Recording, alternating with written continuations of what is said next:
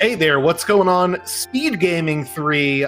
It's me, the Schwans27, and we're back with another Final Fantasy VI Worlds Collide randomizer for Worlds Collide Wednesday. I'm going to be one of your commentators this evening.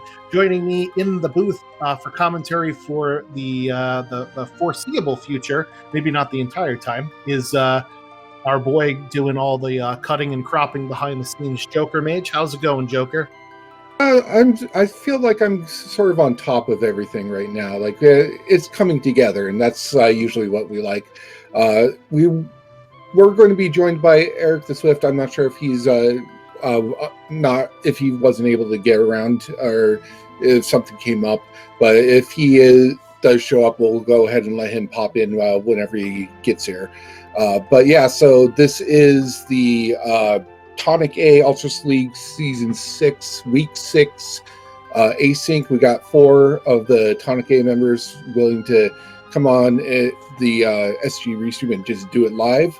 And I'm sort of keeping an eye on things in the back to basically be the guy who drops the gate for them.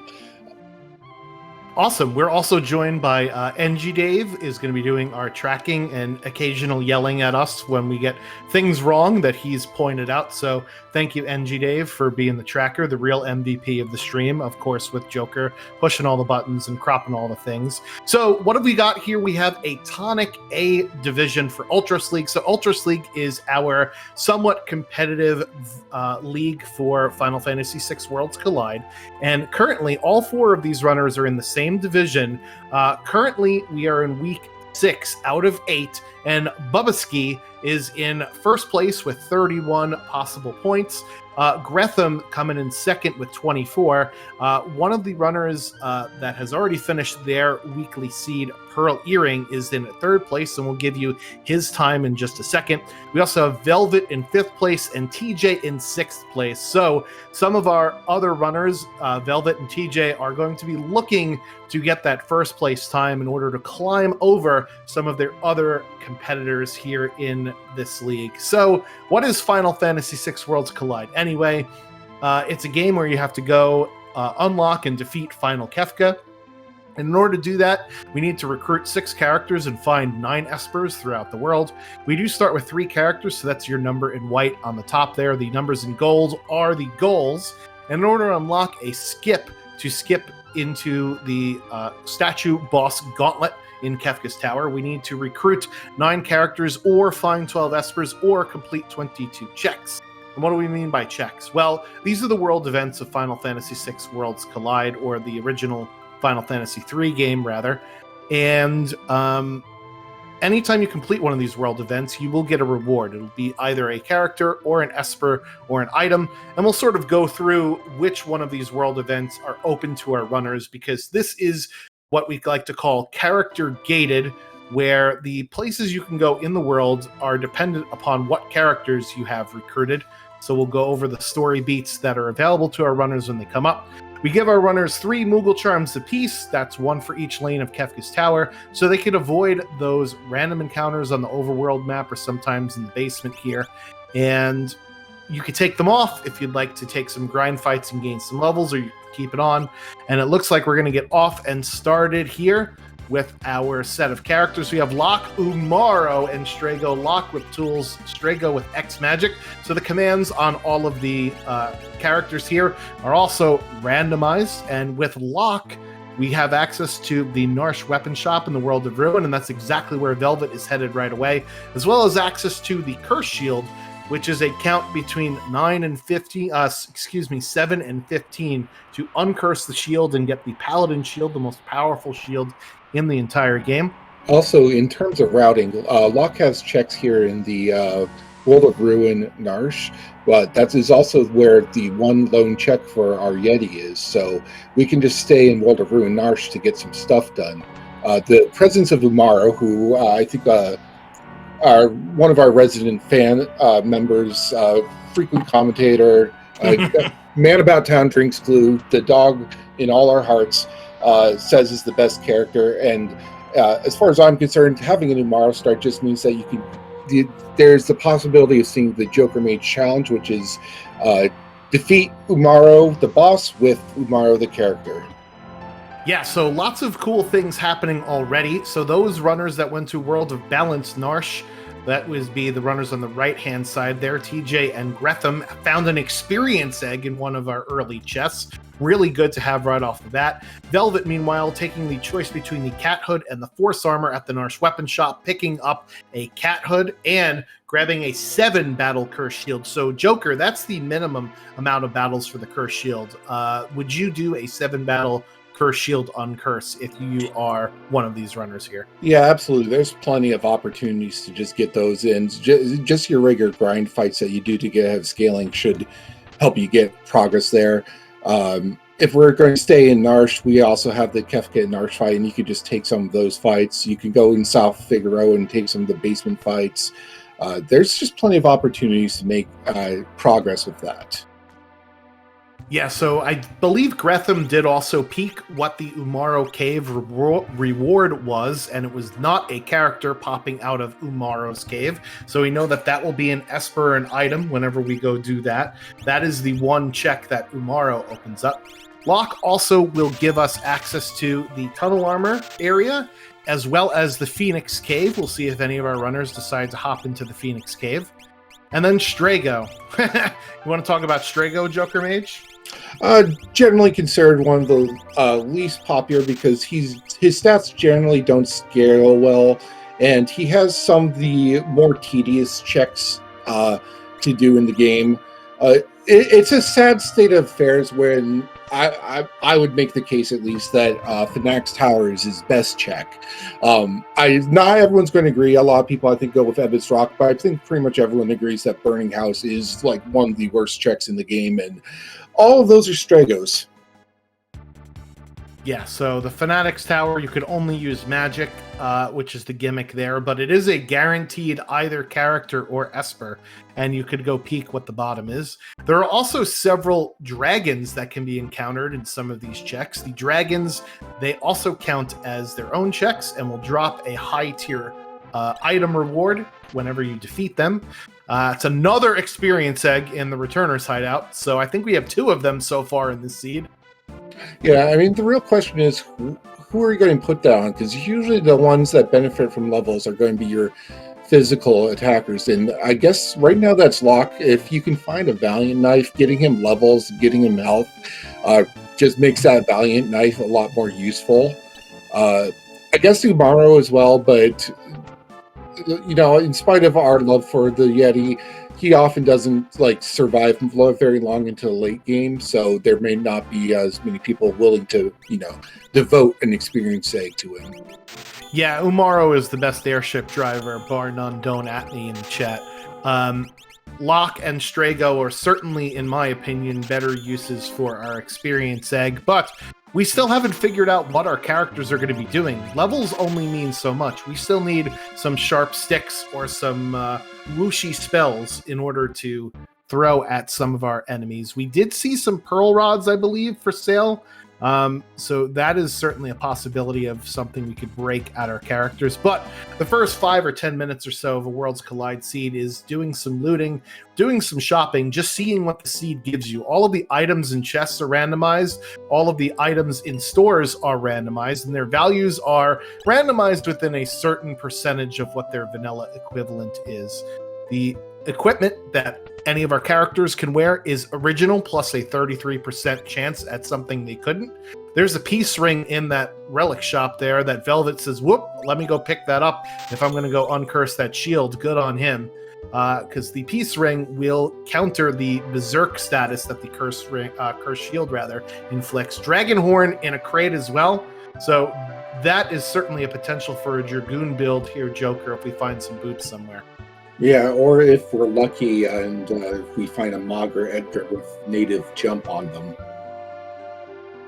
All right, so the other interesting thing about this set of 3 characters, you sort of alluded to it, is that we don't really have a great check or set of checks that have forced encounters before the end of the check. So our runners are going to have to grind somewhere. So maybe that's take off the Moogle Charm in the South Figaro basement while we're looting, or maybe it's right outside of that tunnel armor check that you mentioned before, Joker. So we'll see what our runners decide to do to get their initial levels under them. And one advantage with this team actually is that because Umaru starts auto berserk, you can actually give him a decent weapon and just let him go to town on Fanatic's Tower, because he isn't controlled by that magic only restriction. He's just going to hit things because that's what he does. So it presents an opportunity to actually get through the Fanatic's Tower check with a bit more effective than you might otherwise have.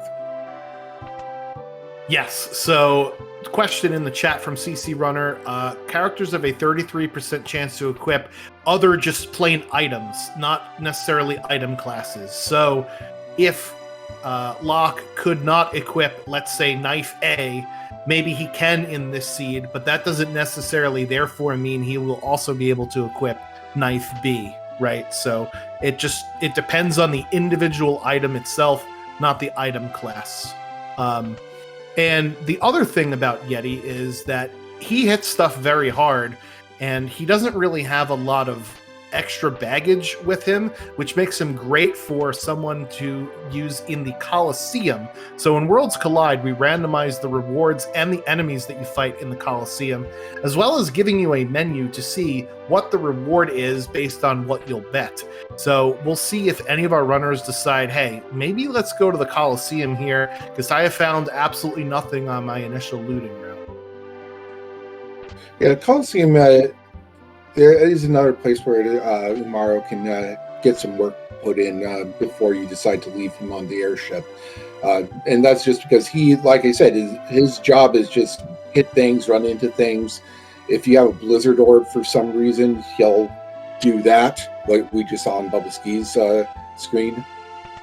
Yeah, it seems that our tracker NG Dave pointing out that there was a Blizzard Orb in Narsh, so putting that Blizzard Orb on Umaru means that he has access to sometimes cast the Storm ability, and it looks like Locke has tools, and we found a drill somewhere, so that is one of the best tools that you could find. In my opinion, it's the best one. It deals pretty high damage and is defense ignoring, and unlike the Chainsaw, which has a chance to proc its instant death ability, which may or may not be useful, the drill is the way to go. And it looks like Velvet also picks up a noise blaster as well, another really good tool to have on hand to confuse enemies like, I don't know, Katana Soul, or maybe a Red Dragon, or maybe a Dataluma if he's giving you a lot of trouble.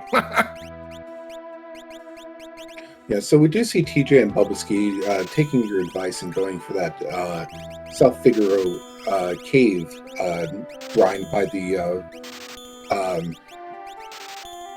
restoration pool, and now the we're actually Slurpee pool. The bosses. Yeah, so what is... I'm sorry, go ahead. No, go ahead. No, I was going to say what is unfortunate, and thankfully this is only Dataluma, but had this been a boss that either Bubba Ski or TJ couldn't get past, unlike in the vanilla game, you actually lose all of your levels and your GP that you've gotten from your grind fights when you game over and revert to his previous save point. So it's a little dangerous sometimes to do this grind here and then take the boss without saving. Speaking of dangerous, Eric the Swift has joined us in the commentary booth. What up, Eric? Hello. How is everyone doing? Hey there, hey. So we're getting off to a pretty fun start here. First boss, MC Hammerpants Dataluma. And we got an Umaru, Locke, and Strago start, so we'll see where our runners go here. We have a 7-battle Curse Shield, and that is Celeste from the Tunnel Armor check with some GP Rain. So, we going back down to the Figaro basement to go do her check? We'll see.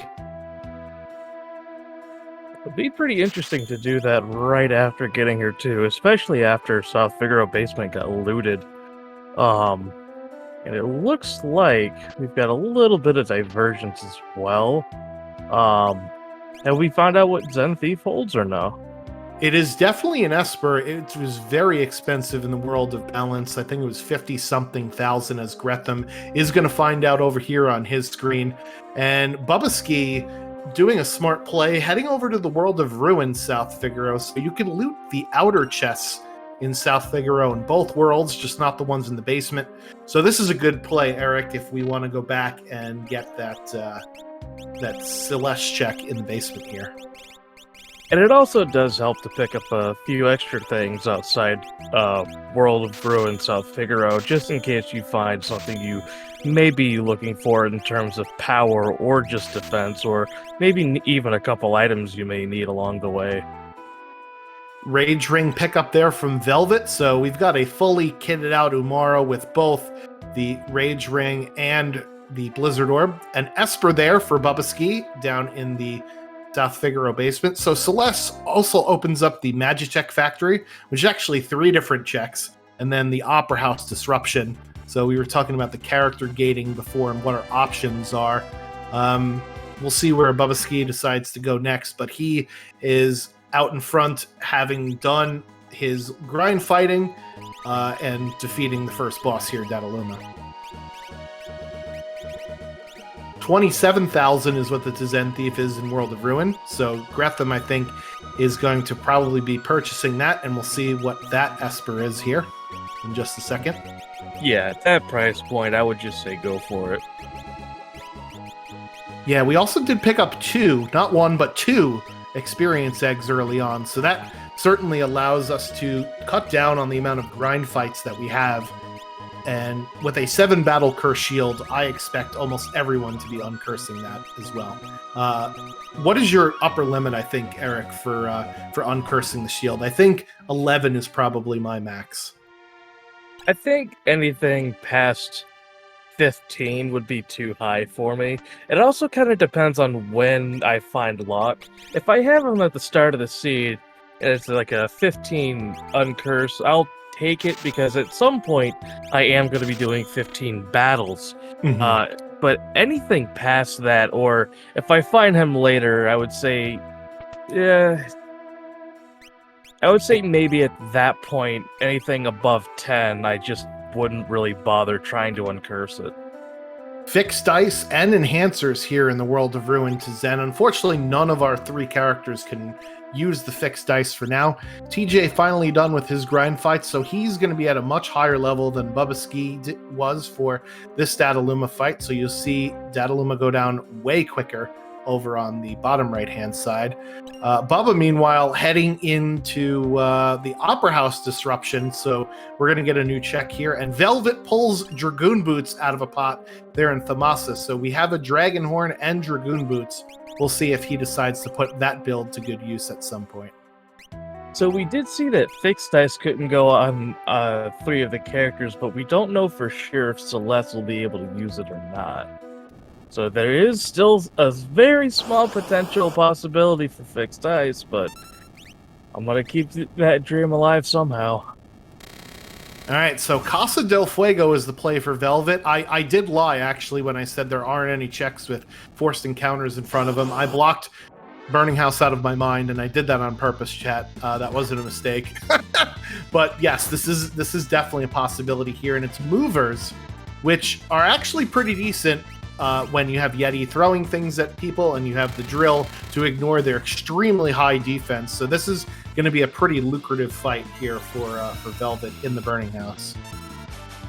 That is Celeste for TJ and Gretham in the Coliseum. Did you see anything that is interesting for a trade? I didn't really see anything other than a Thunder Rod, maybe. So I didn't look, but I'm keeping a close eye to see what it is. Skyrender. Okay, I mean, it's the best sword that Cyan can use, but cool. It sells for some money. Yeah, I would definitely be going for that Thunder Rod trade for a Magicite. Question from chat. What can you steal from movers? I don't actually remember. That's a great question. Thankfully, if you go to ff6worldscollide.com and you click on the wiki, there is a steal guide. It's written by some guy, some jerk. It's me. And you can see exactly what all the enemy steals are. So I'm going to pull that up while we figure out what the heck else is going on here. It looks like TJ is taking some more grind fights just after Tunnel Armor. Or at least Tunnel Armor check, so I don't know exactly why, but it's not a bad idea. Yeah, uncurse the shield. You know, if you get it done right away, then you'll have it for the rest of the seed. And in Ultras League Season 6, you do learn Ultima at a ×1 rate. So maybe he's trying to get Ultima as quickly as possible. So to answer the question in the chat, Super Balls are what you could steal from Mover. So that's a cool heads-up play that you can do if you can remember that. I certainly did not remember that. Bother, we got Vargas and the Pooh Bears at the Burning House boss fight. Yeah, and we got some nasty encounters for Bubba Ski here at the top of the Opera House Disruption. Those Mandrake-looking things, I forget what they're actually called, like the palette swap of them, but they will cast the Raid ability when they die, which almost certainly will kill you at low level, which is quite annoying.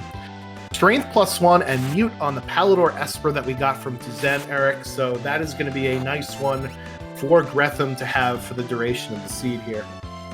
As well as a Cure 3 learnable spell, so as far as healing goes, that'll help keep healing up quite nicely. Alright, so TJ also following Bubba into the Opera House Disruption. It's interesting that our bottom runners are taking basically the same route as one another. Gretham here taking off the Moogle Charm and doing some grinding, and we'll see Vargas is finally dead for Velvet. Vargas is a big pool of HP, because in the vanilla game you're supposed to just use Blitz on him, and that's supposed to be that. But in Worlds Collide, you don't have guaranteed access to Pummel, so sometimes you just gotta blast them down. And if you do use Pummel on the boss fight in Worlds Collide, I believe you don't gain any experience from it. Is that correct, or is there another boss I'm thinking of? No, that's correct. You won't get any XP, but the fight is over with right away. Same thing goes for Ultras 3 and Sketch. The boss fight is over with, but you just don't gain any XP from it. Meanwhile, Air Force is at the end of the Opera House Disruption, and it's getting pretty ugly for Bubba here. It looks like we got an Umaro hard carry for him. And it looks like we're going to be taking a look at Evet Rock on Velvet X's side. And Magic Power 1 on the Crusaders, not too bad. Yeah, we also have Doom, and I mentioned both Doom and Mute because as our runners are going through their seed, they are constantly trying to figure out, what the path through the seed is and how to kill the boss in front of them. But there's always that bad feeling in the back of your neck of Kefka standing over you the whole time, and Doom or any other instant death spells, as well as Mute, will help out with that final fight. So those are things that our runners are also looking for as well. It looks like Bubba Ski's just finally finished his Air Force fight, and our reward is going to be a potential Esper item. So not yet a guaranteed character, but there are still other checks to do. Yep, so we'll see what the reward is here from the Opera House. It is Bismarck the Whale, the Esper. We'll see if it's got any good things on it. Speed +1 and that aforementioned Doom spell. So never not happy to see that. That's a double negative. Never not, usually never was, or will be happy. All right, so Gretham heading back to the other side of the South Figaro Cave here to do the start of this fight after climbing up a few levels. And Velvet has collected 22 and no less pieces of coral to feed to that chest, and we're going to see another boss here. We'll see TJ taking on his Air Force fight soon to get his Bismarck. And is this seat randomized? Because Haydn on Haydn's spot. Gross. I hate seeing this boss early because there's just a lot of moving parts to it, and Haydn will counter basically every time you attack with either poison or something else that's just as bad. And with only having 3 team members, this is not a fight I'd like to see this early. Yeti is throwing everybody at the wrong target. So the Rage Ring will give Umaro that special throw character property, as well as give him elemental resistance to lightning magic, as well as being able to absorb fire. So it definitely powers up the Yeti a whole heck of a lot here. And Dataluna goes down for Gretham, so he'll be getting his Celeste very soon. Yeah, so we'll see where our runners with Celeste go, if they want to rush into the Magitech factory or not. There's a guaranteed Esper item at the end of the Magitech factory, as well as, rather, guaranteed character or Esper at the end of the Magitech factory, as well as Esper item before that. And it looks like Bubba is heading over there now after striking out at the Opera House disruption in terms of characters. So we'll see if he decides to go all the way through or to warp out. And I said Bubba, but I meant TJ. I was just about to say. Snipers in the vector shop there, so Locke can naturally equip that sniper. So TJ, knowing that equipability, is going to go ahead and pick one of those up for his Locke. Now we just need an offering. It looks like Bubbaski did end up going to Magitech Factory anyways. So it looks like he kind of talked that one into existence. You see what I did there? No. So Gretham getting that Esper from Dataluma's spot, and I think Velvet ended up coming out of Ebbets Rock with just a flame shield. A little unfortunate for that to be a dead check after that long fight. However, it's going to be able to teach his Stragos in Fire 3, so hopefully that will help him out a little bit. Looks like he's headed towards the Coliseum too. Now, the Coliseum isn't technically a bad play. And unequipping Locke and Strago also isn't that bad either, because on the off chance that they do have something that's tradable, you want to make sure you catch it right away. Because who knows, they could be, a VK or an Illumina or an Atma weapon or some sort of decent piece of item that you could use. Yeah, because now that he's done with some of this stuff, he might be able to flip it into something better. Speaking of... Oh, wow. So he had that peace ring on before and then just took it off right before heading into here. That is huge for Velvet to get that Illumina out of the Coliseum. So we'll see what he decides to do with that. Especially after such an easy fight, that is a big find for Velvet X. All right, so Esper is the reward for both Bubba and TJ after the first Magitech factory, and it is Raiden with some pretty good spells on it, might I add, and it's only Leader as the boss, so that's basically a pushover. And we'll see what the second boss is at the Magitech factory. While Gretham is suspiciously in Thamasa, I think this might be a Burning House play from him here too. I do believe this would be a Burning House for Gretham. And we have Goddess for the second spot. Oh my Goddess. Well, Goddess is quite terrible with the Yeti, because Goddess likes to proc Love Token whenever physically attacked, which means that your characters will then absorb damage for her. So we'll see what the heck happens here in this fight.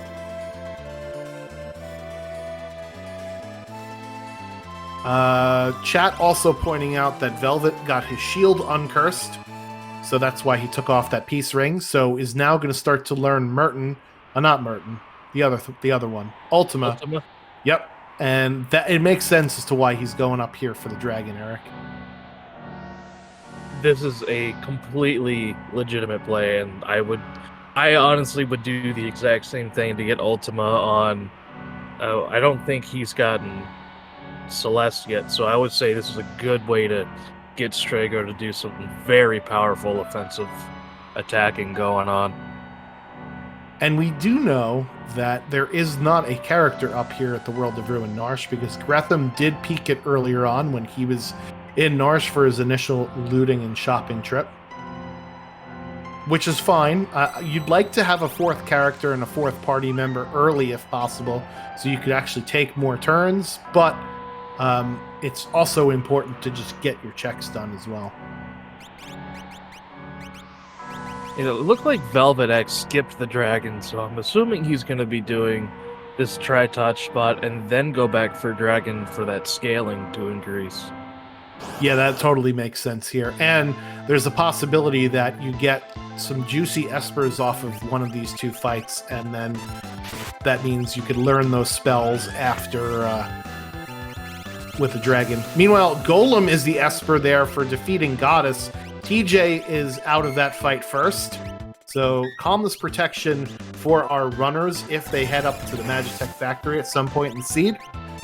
Always nice to see that. So I think we've got our solutions for Final Kefka already. We've got Mute, we've got Doom, and we have Calmless Protection. So that at least is one less thing on our mind as we go forward in this Seed.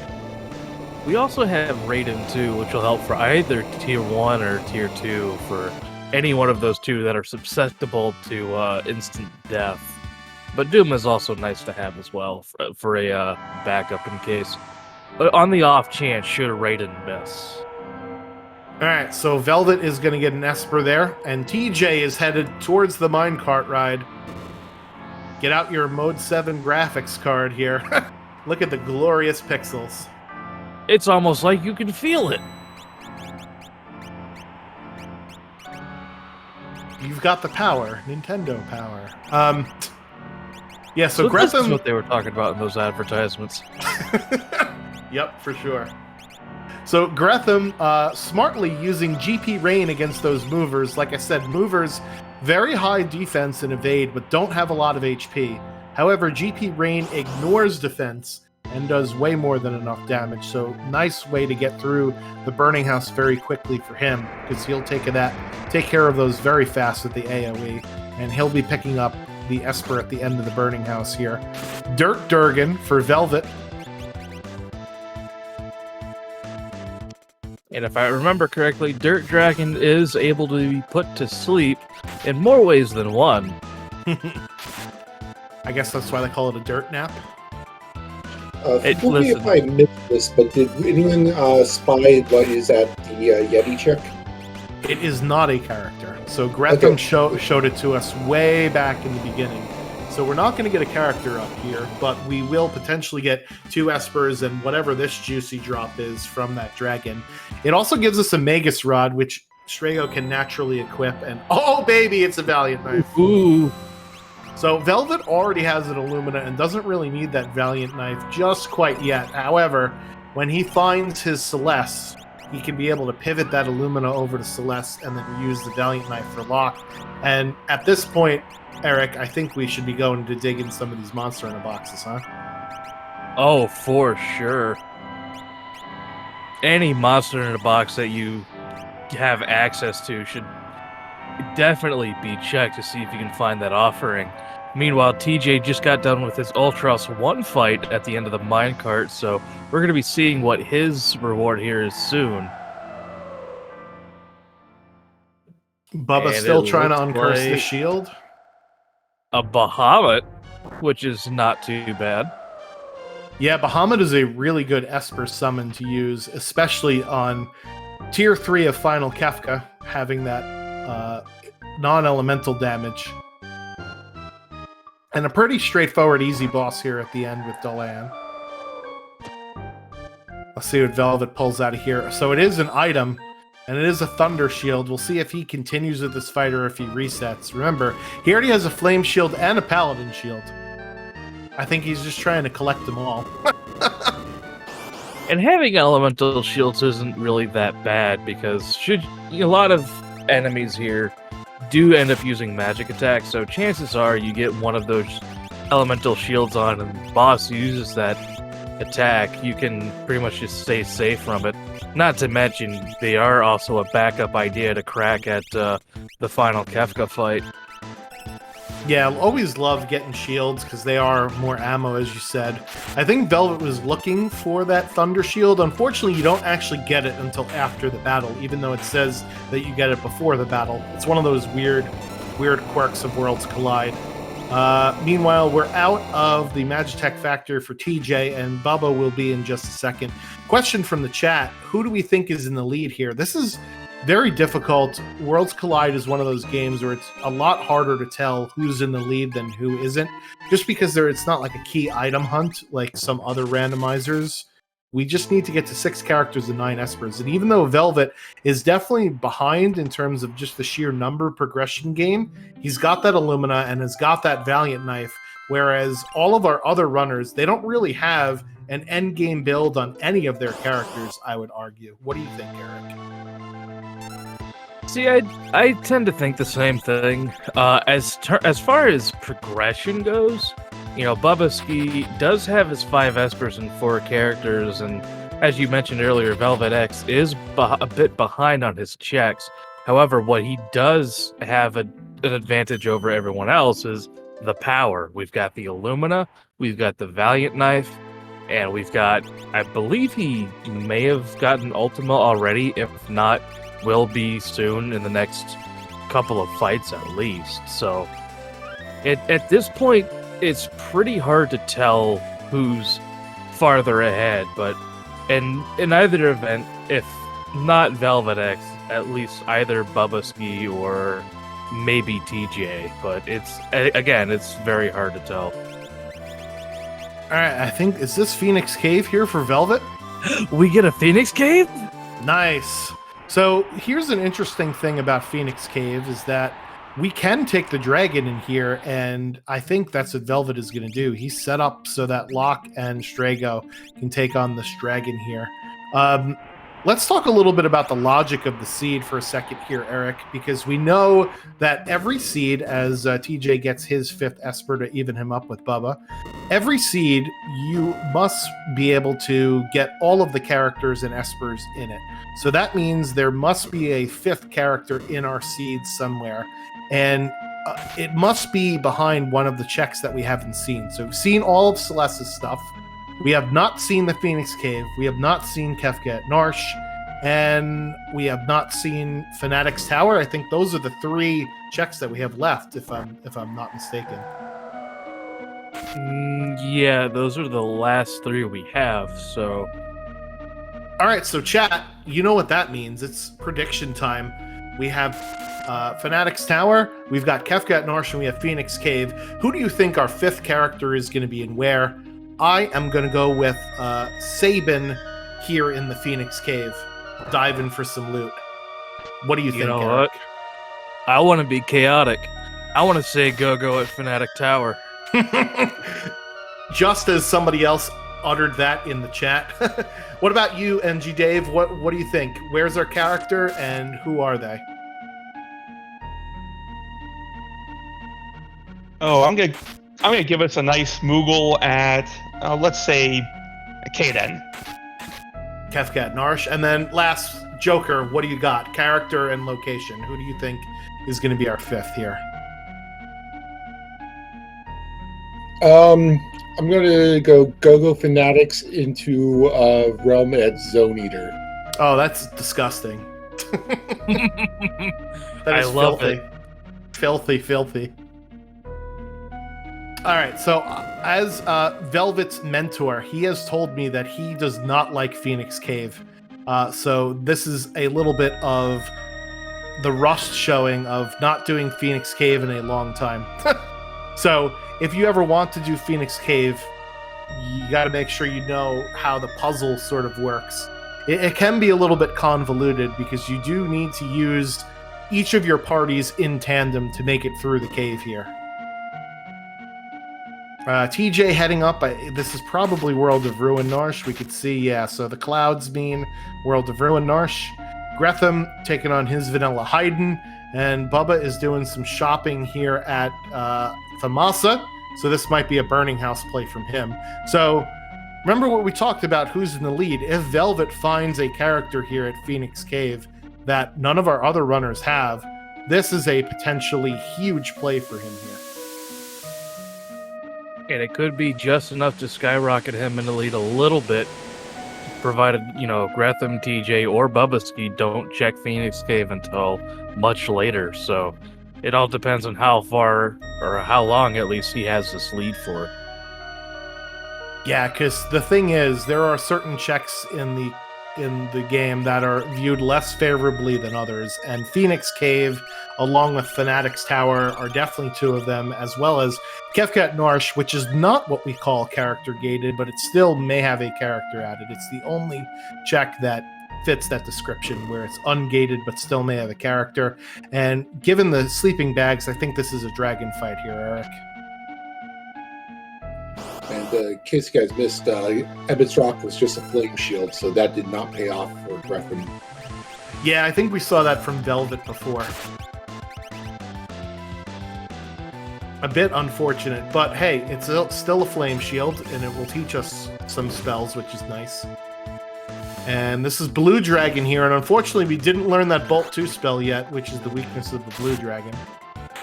Dirt Dragon is down for TJ, so that's his first dragon on the board. And Velvet X takes down Blue Dragon just as well. It looks like on TJ's side, somebody learned Ultima. I don't know if I saw that right. But there is a fixed dice for Velvet X. Yeah, so Celeste had that Paladin shield on, and when you take a dragon, right, they give you 50 MP, which means you're halfway there. Whoa, whoa. We're living on a prayer. No, you almost have learned Ultima. I know, my karaoke's terrible. No, that's just the second time I've heard that today. Well, I guess we need to change the radios near where you are, huh? It's not just the radio stations. And it is not a character here in Phoenix Cave. It is an Esper, though, at least, so thank goodness this is progression of some sort. Likely a piece of progression that our other runners will not be getting with Madeline. So, chat, my guess of Sabin in the Phoenix Cave has been blown to pieces, but all of you sadistic people in the chat that are still rooting for Kefkat Norsh and Fanatic's Tower do still have their hopes and dreams up. Kefka has not crushed them yet. Oh, please go to a Fanatic's Tower. Oh, it looks like we're getting a peek. We are going to go take a look. So you can peek Fanatic's Tower. So this is what we'll see. And oh, yeah, it is Terra. Fanatic Tower. All right, so Velvet is taking the Moogle Charm off, and I think he's going to grind to learn some spells for his team. And actually having Umaro in your party still is actually really good here, right? Because Umaro will just slam into things in Fanatic's Tower. Yeah, Umaro can be the only person that can attack in the building. All right, so this will present a fun problem for Velvet after he grabs Terra, because he still has not gotten Celeste, right? So still has that opportunity, but we know that our 6th character has to be behind Terra's checks somewhere, or Kefkat Norsh. As Gretham gets their Raiden, Bubba gets their Bismarck, maybe? Was that Burning House? I don't remember which of the Espers it was, but it was definitely an Esper. Yeah, I want to say yeah. Jeez, look at that damage there with the Illumina. If only we could use that for Fanatic's Tower. All right, so Bubba actually might beat Velvet up Fanatic's Tower. And with more spells to use to boot. TJ is grabbing that Esper there off of the top of World of Ruin Norsh.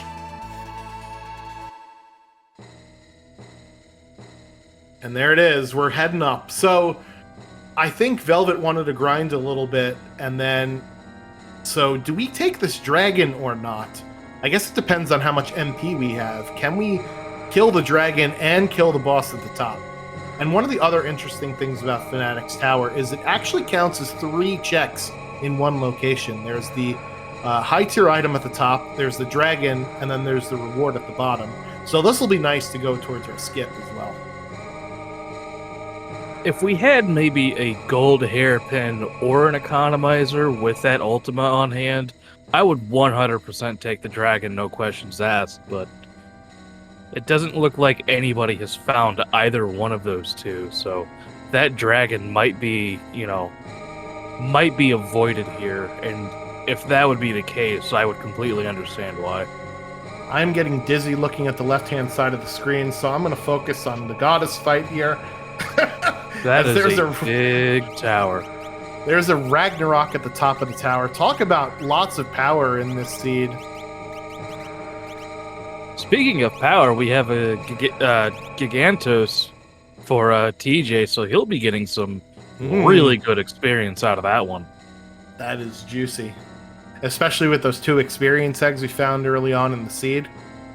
Are we hoping for Vanilla Magimaster here? No, don't be a jerk. Please, Vanilla Magimaster. Vanilla Magimaster, let's go! No, please. We already had 1 vanilla boss in this seed. Alright. Let's see what we got. Okay. This is doable.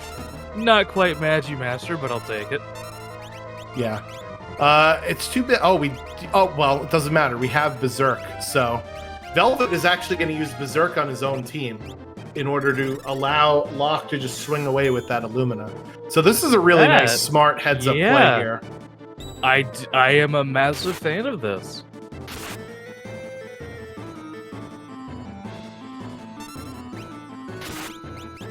Yeah, so Magimaster actually wouldn't have been a problem, so Joker Mage, you are not as cruel as you think you are. I did mention the Yeti at the beginning of the stream. Alright, so let's see if TJ decides to keep this Thunder Shielder reset out as Gretham gets their Calmness protection here. And we'll see if they decide to continue on to Magitech Factory number 3. And down goes Atma Weapon for Velvet X. Yeah, he has, even though he's got 3 characters in his party, he had much quicker strats with using the fight command, and Shrego's magic was just much, much faster to cast than using Flare. Flare is the longest animation spell in the entire game, and now we're going down the stairs. What do you think is worse, the Fanatics Tower or the Shinra Tower? Fanatics. Yeah, I mean, I never really played 7. I've just have watched speedruns of it. And speaking of watching speedruns of it, Worlds Collide will actually be featured at RPG Limit Break this year, and our run is going to be Monday. Yes, this Monday at 3:30 p.m. Eastern Time. So be sure to check that out if you are around. It'll be really awesome. That's on the RPG Limit Break channel. Velvet with some excellent Berserk strats. Now he's berserking the correct dragon. Gold Durgan can be berserked, and basically this dragon is now a pushover. So really good game knowledge here coming in from Velvet. And now berserking Locke to get those Illumina swings. That is very, very good play. Alright, so TJ, I think, just warping out of World of Ruin Norse. We'll see where they decide to go. And Bubba is going to give this dragon a try as well.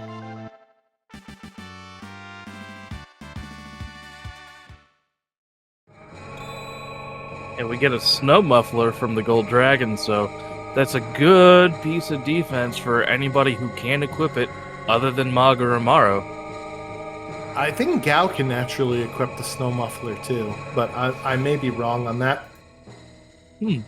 I will check it out while we take a look at both TJ going up the tower, Velvet going down the tower, and Gretham in the minecart ride. My eyes are going to be killing me by the end of this stream. Thank you so much, runners. Yeah, so Mog, Gao, and Umaro can naturally wear the Snow Muffler. More like, thank you so much, Seed, for making Fanatics Tower required. Well, I mean, we don't know. There could be a character at Kefka at Narsh, but yes, it's at this point, I'm hoping there's not. I'm hoping the only character progression was Fanatics Tower. I want that chaoticness. Alright. Terra with Runic. So Terra has switched places with Celeste this seed. But Terra will be getting either that Ragnarok or that Illumina. Will pop the Valiant Knife over onto Locke. And now we have decisions to make as far as where to go for Terra's checks. And it looks like we're going to peek Mobilis first here from Velvet. So what are the places that Terra gives us, Eric, to open up for us now? So with this, we now have Welk Spot open in the World of Balance Narsh. We have Mobliz right here in the World of Ruin. We also have Let River in World of Balance, as well as Zozo and Sealed Cave, which also gives us a very large amount of loot should we choose to go there. So 5 different possibilities. And while you're at the wealth check in World of Balance Narsh, you may as well see what's at Kefka Narsh as well. Yeah, so we'll see Kefka at Narsh soon before long at some point here. It looks like we're gonna go Ragnarok for Velvet on that Terra user. It's a very good equipment choice. And Bubba is going to get Terra. So now he has a decision to make. Do we put Terra into our party or do we leave it as it is? If this is me, you already know what the answer is. All of you Umaro apologists out there would decry my choice. Same as Bubba's choice there. And it looks Let's like get Terra Bubba made in the there. right choice. All right.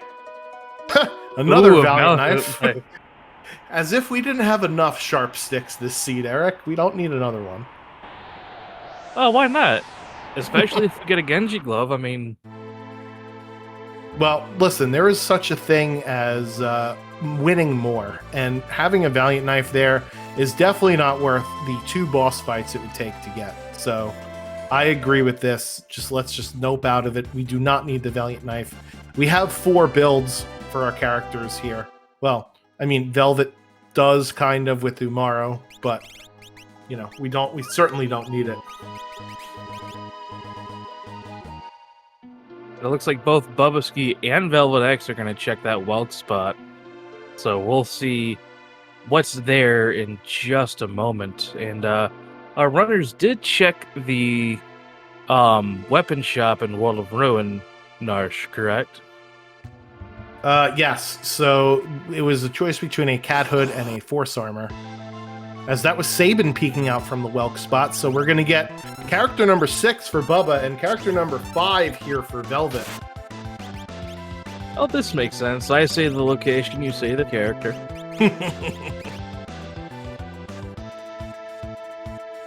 Yeah, so the other item that we didn't choose, either the force armor or the cat hood that you were alluding to, Eric, from before, you could actually get after you defeat this boss in the little cave behind that spot there.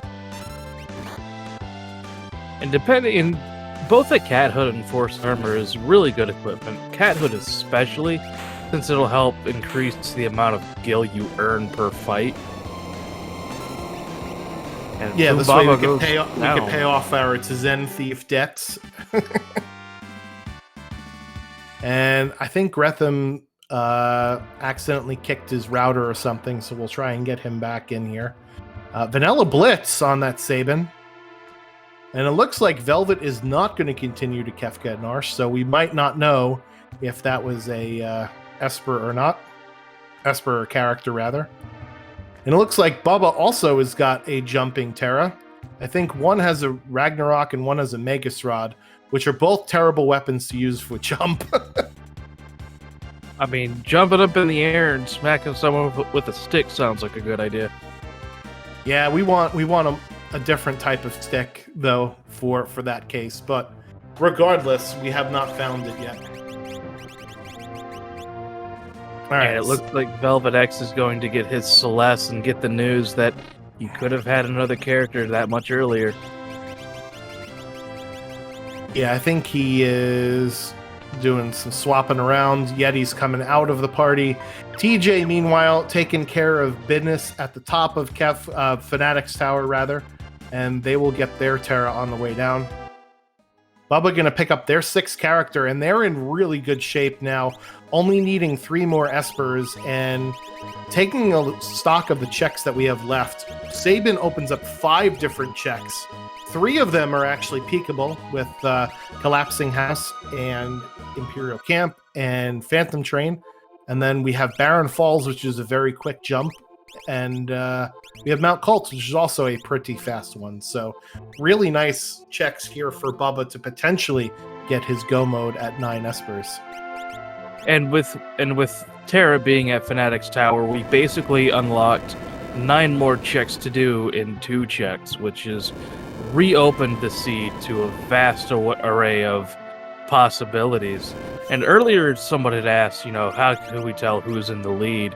I think at this point, Velvet X and Bubba Ski are at least somewhat tied for both having Terra and Sabin. However, Bubba does have 3 extra Espers over Velvet, and an additional character as well. So it'll be interesting to see where both of these runners go to next as far as their checks with Terra and Sabin. All right, and just like a Paranormal Activity movie, Gretham is all of a sudden back and is at the end of the Opera House disruption, where he will get his 7th Esper. Still looking for that 5th character. We know where that 5th character is, chat, but he does not. TJ picking up Terra, inserting her right into the party here. So we'll see where they decide to go next. And Bubba is going to keep Sabin in the party here as we head towards Imperial Camp.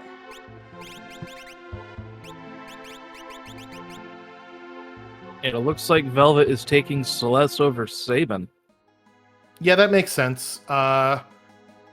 Celeste's equipable item pool is much better than Sabin's is. She could use that Ragnarok. She could use that Illumina. So there's way more options for her than for him. However, I might have held on to Sabin if I didn't have all of that extra stuff that Velvet does, because we do have that experience egg, and at level 42 with Blitz you could unlock Bum Rush, which is the most powerful Blitz ability in the entire game. So I might have chosen that path had I not, gotten the Illumina or the Ragnarok or the Valiant Knives. So definitely a few different options for builds here. TJ, meanwhile, taking that Terror, just as you mentioned before, and heading over to Imperial Camp here. Or Imperial Base, I should say. I did not see anything nifty in that treasure room, though. I didn't see anything good in there either, but I do see a Setzer over at Imperial Camp, so there is our fixed dice user, should we want one. Yeah, so normally I would say when you find a character, when you already have 6, you should just reset out of the check. However, Setzer's checks are very quick, and the Search the Skies option is an Esper item only reward, as well as having Daryl's Tomb being something that you can peek. So if you wanted to get an extra character, I think Setzer is a pretty good one to get if you're in Bubba's situation here. And it looks like Kefka Narsh is only an Esper or an item, which means Fanatic Tower was required. Yeah! Required Fanatic's Tower. Who rolled this seed? I wish I could claim credit for it, but I can't. It's double down again, the commish. Yeah.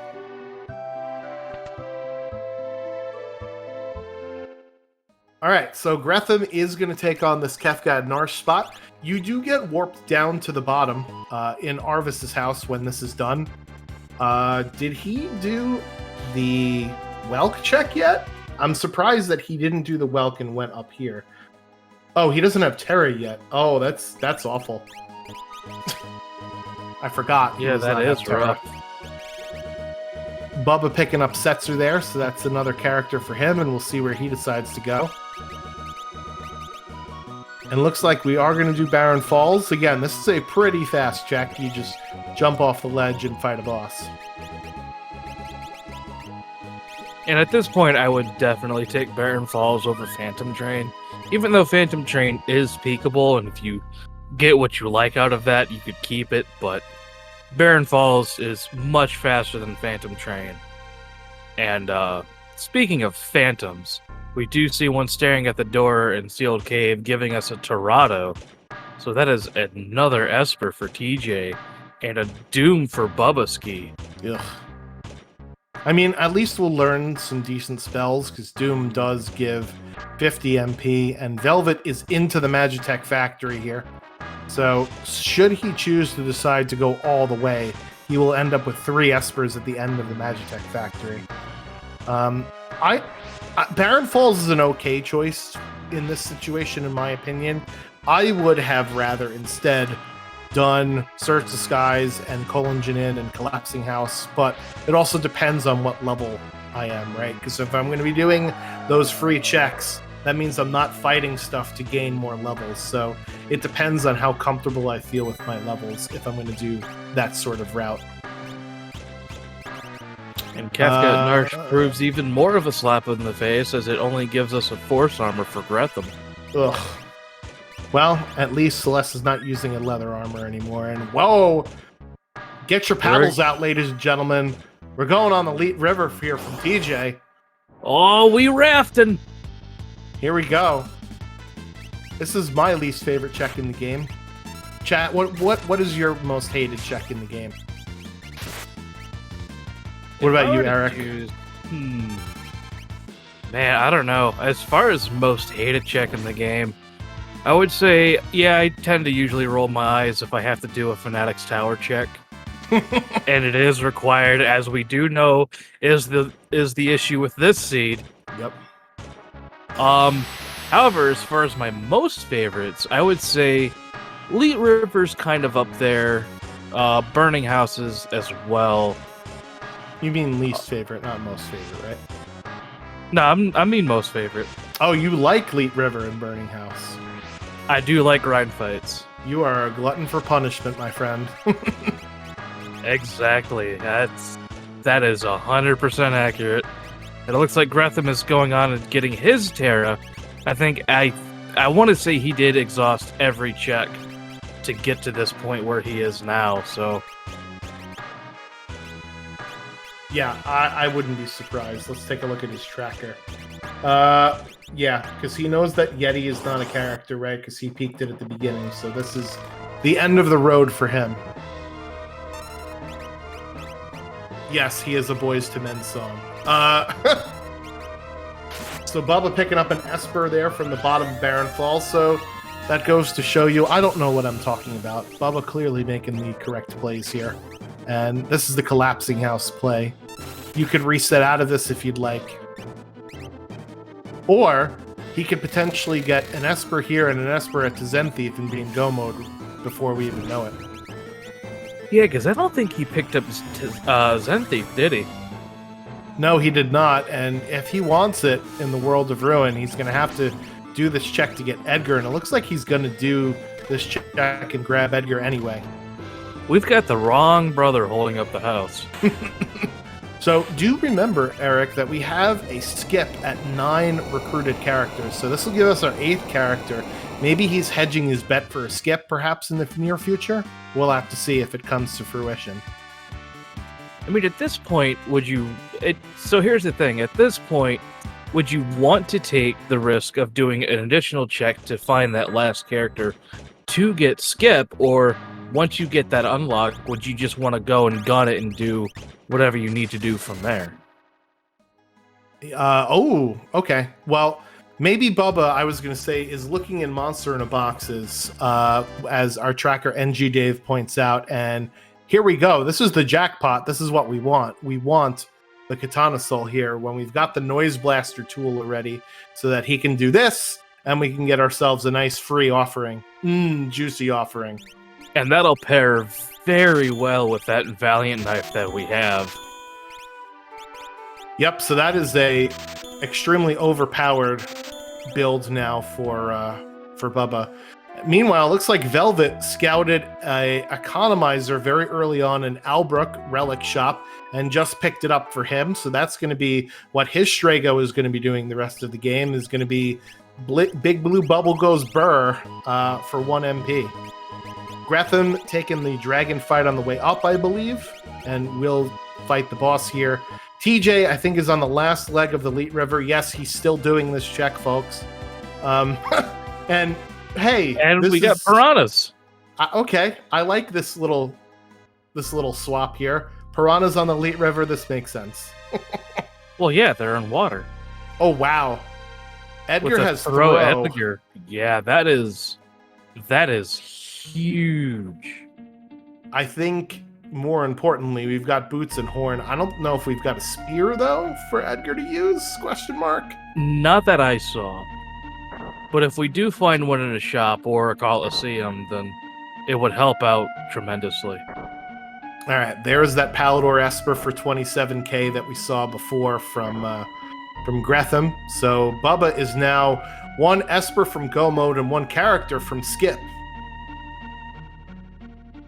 So we'll see if that influences his decision here. His characters are level 35, so that's pretty good for a Kefka Tower entrance. I would be happy with that. And wow, that is Siren at the end of the Leet River there for TJ. So if we didn't already have Mute, that would have been huge for him there. Yeah, that'll definitely help with tier 2. So let me ask you a question. If you were in Bubba's guy's shoes, what checks would you do next? Probably Colingen, because like I said, level 35, I'm okay with those levels. So I don't necessarily need to fight a boss. And I would like to get either a character for Skip or an Esper for Go Mode. So that's what I would probably do. He's opting for Search the Skies, equally as defensible, because you do need an Esper for Go Mode. And then maybe this way he could peek Colingen afterwards, or one of the other peekable checks like Phantom Train, or now you could even peek the Figaro Engine Room or the Figaro Throne for your Skip. So we got some options open to us here. Level 50 magics are undead. Velvet with some nice heads-up play there. Using a Revivify, getting 25 MP and getting thrown out. TJ finding his character number 6, so TJ is knocking down the Go Mode door as well. Velvet X going towards Imperial Camp to get his 7th character. And Gretham, I think, is just about to get his Terra here. Yeah, so that will mean that he has some options to choose from as to where to go next. Although we have seen Leet River, we've seen Mobliz, that was a Valiant Knife, and we've seen Welk, which is our Sabin. But we have not and we've seen Sealed Gate Cave, right? That was an Esper. We have not seen Zozo, but that's not surprising given where we are in the seed already. That's a little bit of a longer check and you can't peek it. So that's one you tend to do early on and fade later on. Yeah, Zozo is one of those checks that later on at the end of the game becomes a desperation move, so I would understand not doing that right away and just focusing on what other checks you can get out there. Alright, so TJ taking down the boss to get the Sabin.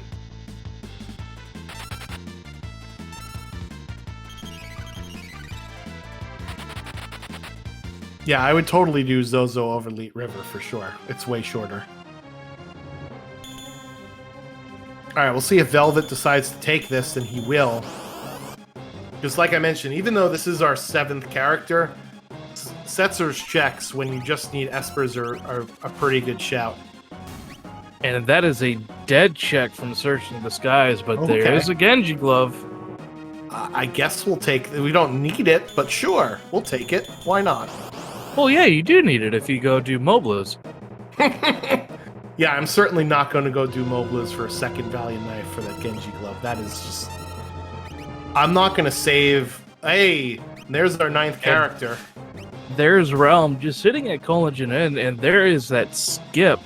So now we just have the question of where is our 9th Esper? Well, we know from Gretham and TJ, they've exhausted a bunch of other options to get other Espers. So the other Espers are out there somewhere. And it looks like Bubba is going for the Figaro Throne first. And then we'll see where else he goes afterwards. Velvet done with Imperial Camp already.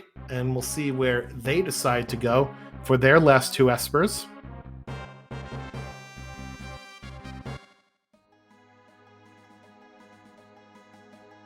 And there is Esper number 9, Ragnarok at Edgar's throne. So Bubba is now good to go straight to Skip. Yeah, so we'll see the power of the Kefka Tower skip here. We get to skip out on the Inferno spot and all of that walking to set up the switches. So really good for Bubba. Nice heads-up routing here from him in order to get his 9 characters. And it looks like he's going to head right in. No hesitation, no surrender, going straight for switches. All right, new 411 over here from Velvet. That is an Esper. So he is going to take that all the way to the end of the Phantom Train because he needs Espers. The second ghost in the Phantom Train car is always the one that will sell you some stuff. So if you ever need anything, don't be afraid to talk to the ghost. Even if you are scared of ghosts. I went ahead and looked over at Bubba's stream, and I think he's on 20 checks, so that character skip does help out a lot. Yeah, I mean, I think he probably could have done 2 more very quick checks if he would have went to, let's say, the Opera House Dragon and maybe done one of his other quick checks, like the Daryl's Tomb check. Or he could have overloaded party number 2 and gone and done the Atma spot and the Dragon in Kefka's Tower as well. Gratham, meanwhile, did see that it's a Valiant Knife and is going to go here anyway and do this check. So maybe he wants that Valiant Knife build for his lock. Because remember, he has not gone up to do the Yeti stuff because he peeked Yeti and saw that it was not a character. Yeah, I Yeti, strongly agree with this. Yeah, yeah. I don't like know. I don't know. At 1 hour and 7 minutes into the seed, I'm looking to finish it. I'm not really looking for a Valiant Knife when I already have a Ragnarok on lock, right? But anyway, right? Yeah, but for me, I would definitely accept the extra power because having Locke at low HP with Offring and Genji gloving 2 Valiant Knives is more than enough to take down Kefka with one swing, especially if he has Quick. Yeah, for sure. One of the only ways you can get is there. Yeah, that's one of the ways you can get above that quad 9 damage cap, right? So, all right, so TJ picking up Realm as well, and grabbing a Mega Elixir there in the shop. So now we don't need one for Final Kefka after Fallen 1.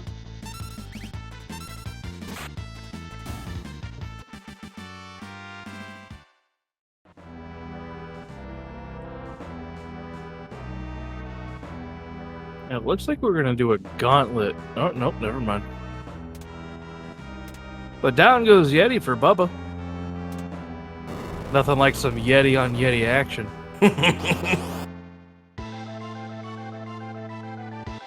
Putting the TJ. Squatch in Sasquatch. Anyway, go ahead.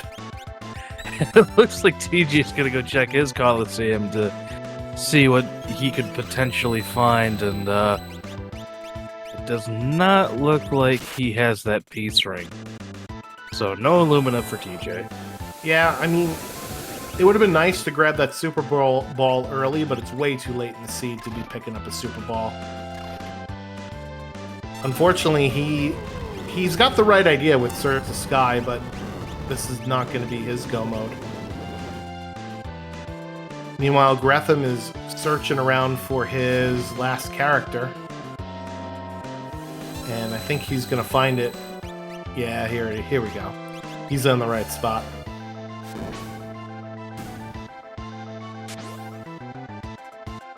All right, Bubba at the second boss here in Kefka's Tower.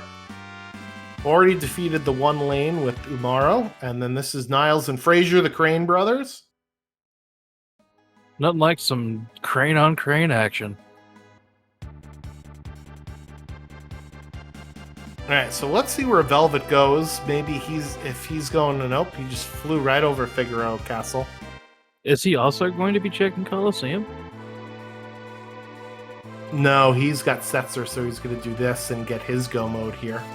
No, this is Realm. I'm sorry, I lied. Yeah, he's almost there.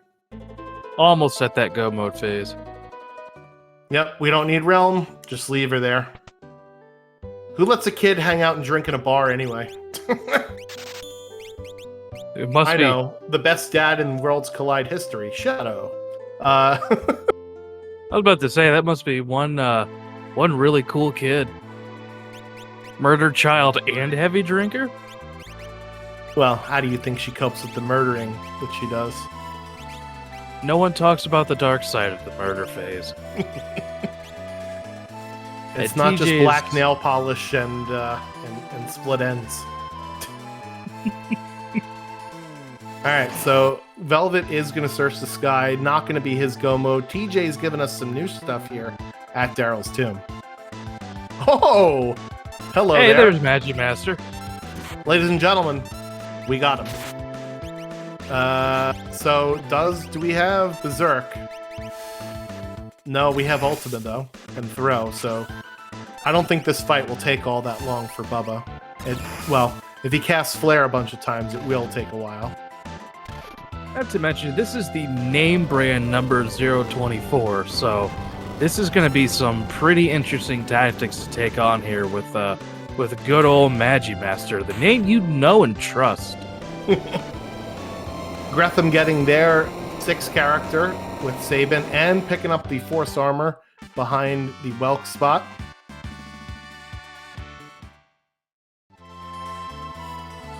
And Velvet X is getting his Genji glove.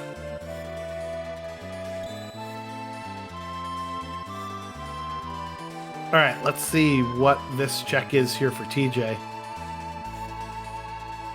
He's going for that monster in a box first. Which was the one with the offering? Was it Collapsing House? That was Collapsing House, yes. Okay. So, if Gretham, now having Sabin, were to do Collapsing House and check his monster in a boxes, he will be getting that offering, which makes that Genji glove offering Valiant Knife very applicable. Yeah, And it looks he's like going right there. Doing just that. Ooh, wow. It is Beautiful. Gao at Daryl's tomb. My favorite character in the rando. Unfortunately, Iterando, yes. Unfortunately, it is the 9th character for TJ, so he'll get his skip as well. But not really what he's looking for. He wants an Esper. Skip, but not quite unlock. And it looks like Velvet X is right on his heels, also in Daryl's tomb, so he'll also be one step closer to getting that skip, and there's that Katana Soul for Gretham.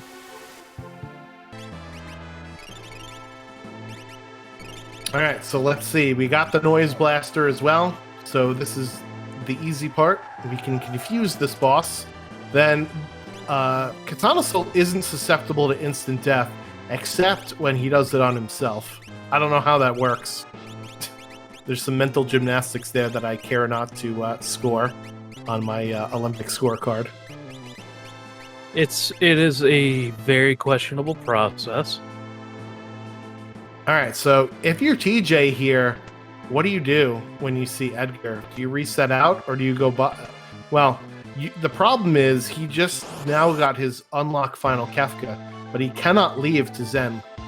If you go to try and leave, it says, hey, help out your friend. Yeah, he is going to have to finish this out. Meanwhile, Velvet X taking that and that Gao knowledge and backing out to go find his last Esper. It's a very interesting play, to say the least. I mean, he will get it here at his Zen Thief, but not going for Skip is a pretty interesting choice. Yeah, it's just unfortunate. Obviously, he doesn't know that Edgar is here, right? I think maybe once he sees Edgar, I wonder if he's saved in Daryl's tomb. I Just checked what I- Velvet's stream. Velvet's at 20 checks before the Zen Thief. This put Velvet at 22 for skip. Oh, All right. Okay.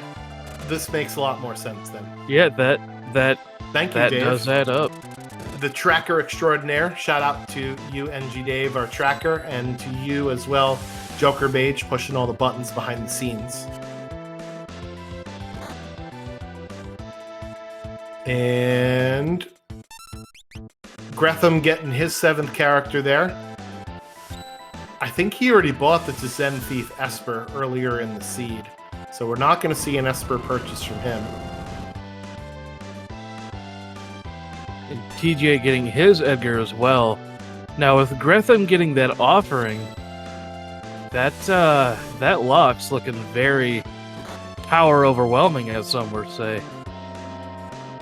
Dangerous moments here for Bubbaski in Kefka's Tower, going up against SR Behemoth. We'll see if they have enough firepower to punch through here. Because SR Behemoth, when he gets scaled up pretty high, yeah, look at this. That's going to be a wipe. That Sir Behemoth the Third is doing some massive damage to Sabin. That's some spicy sriracha. Some potent strontium.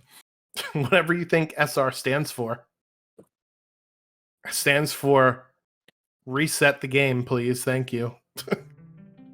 There's no S at the beginning of that.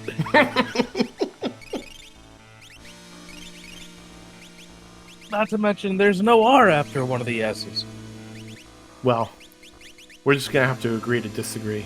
Okay. Velvet getting his offering there. He'll be happy that he actually went and did this check. TJ, meanwhile, at his Kefka Tower skip, so he's just going to make sure he has what he needs for Kefka's Tower. Gretham finally heading up towards the Yeti spot, so they will get their dragon plus their Esper and their garbage. I don't even remember what the heck was even at the Yeti spot. It was an item. I don't remember which item it was. I want to say Thunder Shield, but I could be mistaken.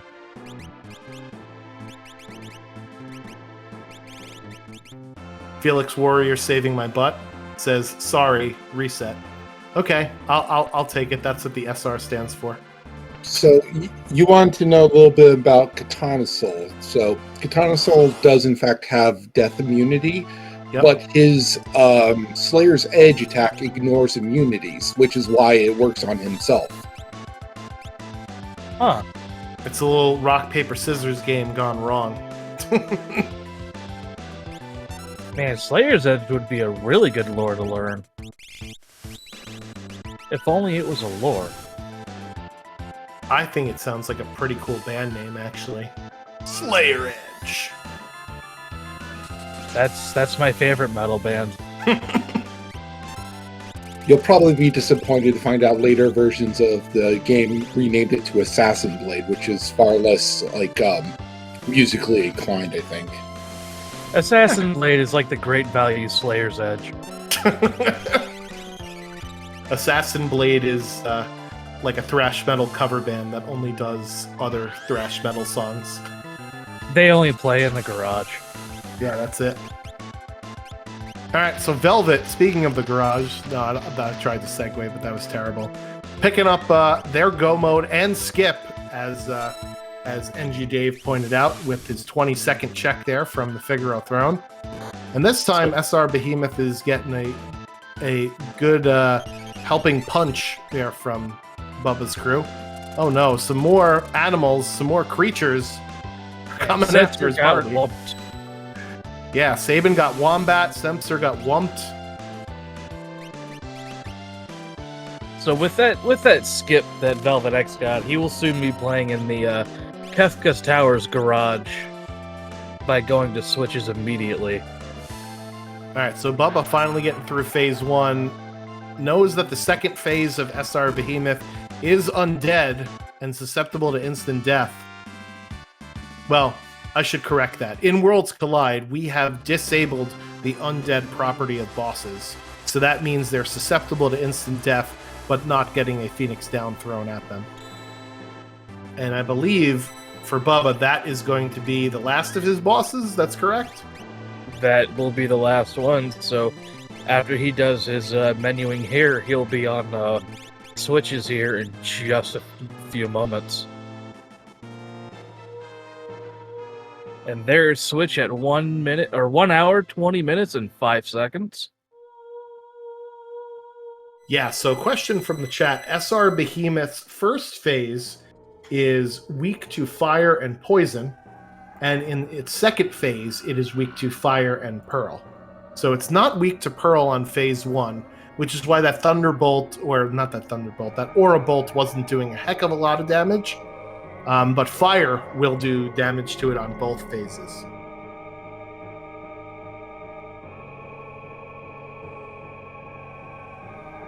Meanwhile, on the second phase, it absorbs poison. And on the first phase, it absorbs ice. So stay away from ice and poison. Just use Fire and Pearl. Well, it's like I always say, you're not my dad. You can't tell me what to do. Fair enough. If you would like to make things harder for yourself, I'm not going to stop you there. I do like a good challenge. All right, so final Kefka it is, and for this particular part of the boss, we've got an air anchor, which will instant death that long arm there, and then we're going to try and blast down that face, because if the face is left alive last, it will death counter with Quake, which is almost certainly going to be a reset for our party.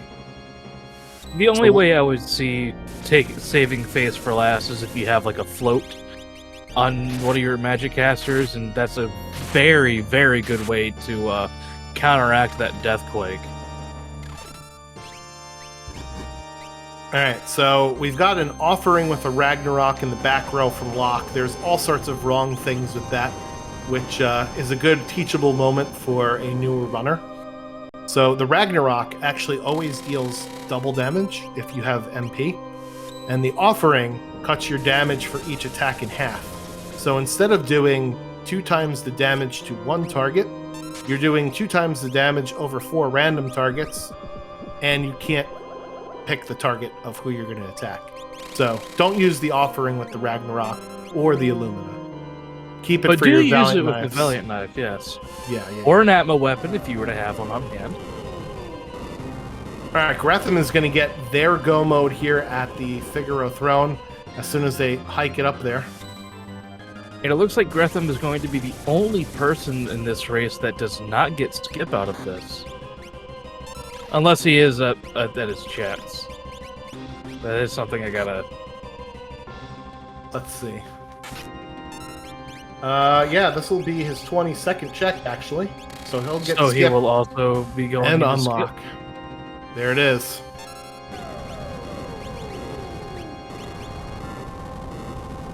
All right, so let's see how finding TJ... his Magic Master. Yeah, let's see how TJ deals with that. Looks like it's going to be an Ultima party. Ain't no party like an Ultima party, because an Ultima party don't stop. No, it's because the Ultima party takes forever, because that spell animation lasts so long. That's why it doesn't stop. Unfortunately, a couple of Bubba's characters are now down here, and this tier 1 giving him a lot of problems with this party composition. This is really the armor check of Final Kefka, so if you don't really have great armor, this part of the boss will punch you around and hit you where it hurts a lot. Alright, so Velvet has access to Berserk, so his fight is going to go much smoother than TJ's here.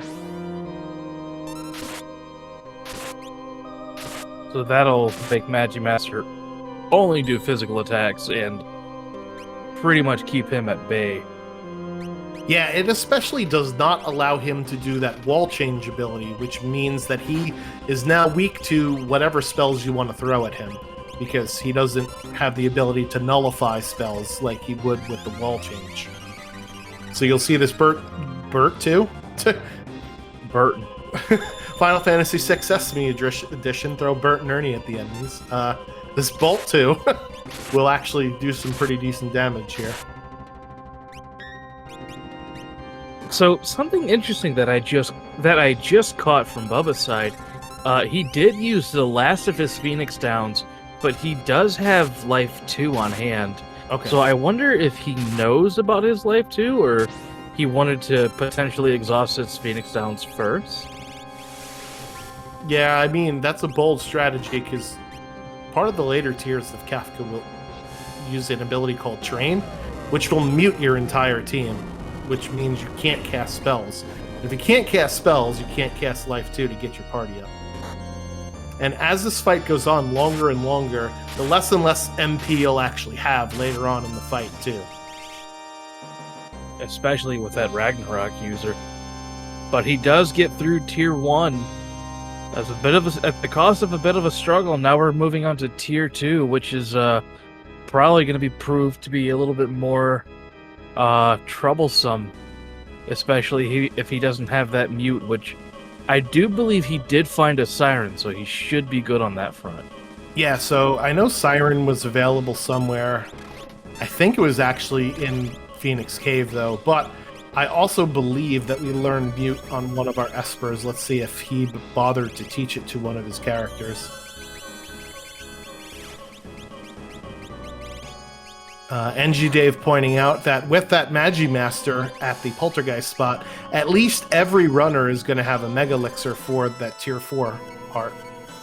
Yeah, so having a guaranteed Mega Elixir, but buying an additional one, which I believe Velvet X did, or was it TJ? But having that additional Mega Elixir will help for, say, for example, your tier 3 doesn't go as well as you want it to. I mean, I wouldn't know personally myself. I may have, maybe lost a race because I had a really bad tier 3. Who knows? But yeah. But yeah, having an extra hit twice Mega with Elixir. Meteo, need a Mega Elixir, right? Utter Butter correcting me, it was Leet River Siren, that's correct, and I believe only TJ did that, so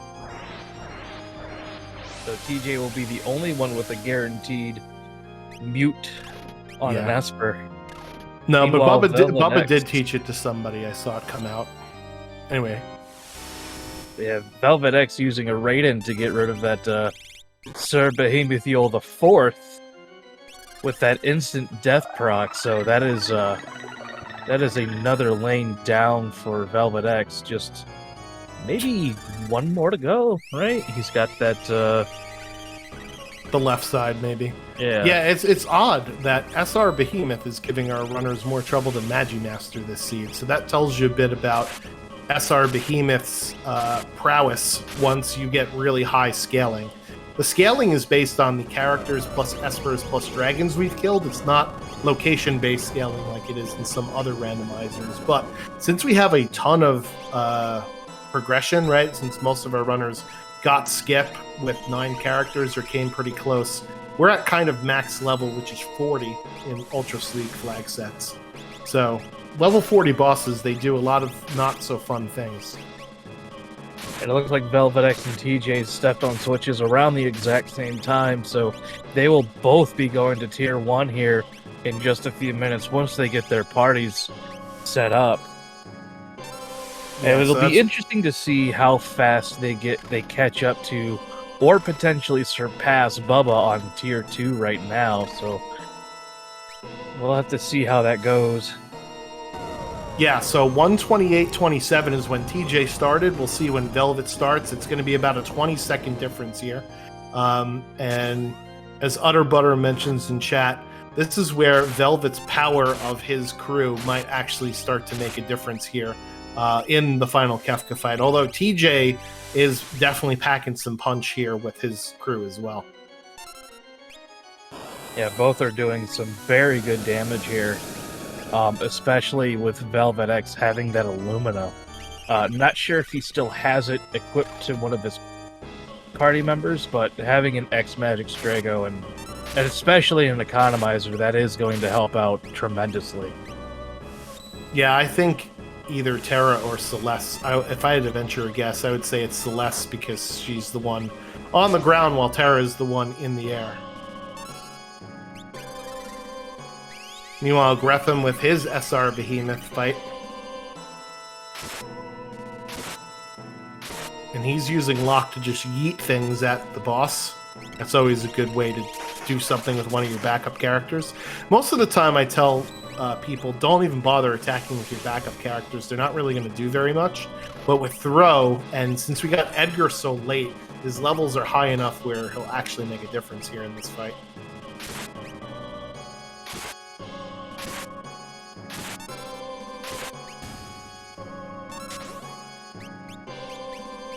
Alright, so we got 2 more targets left for Bubba, one of which can't fight back with that muted magic.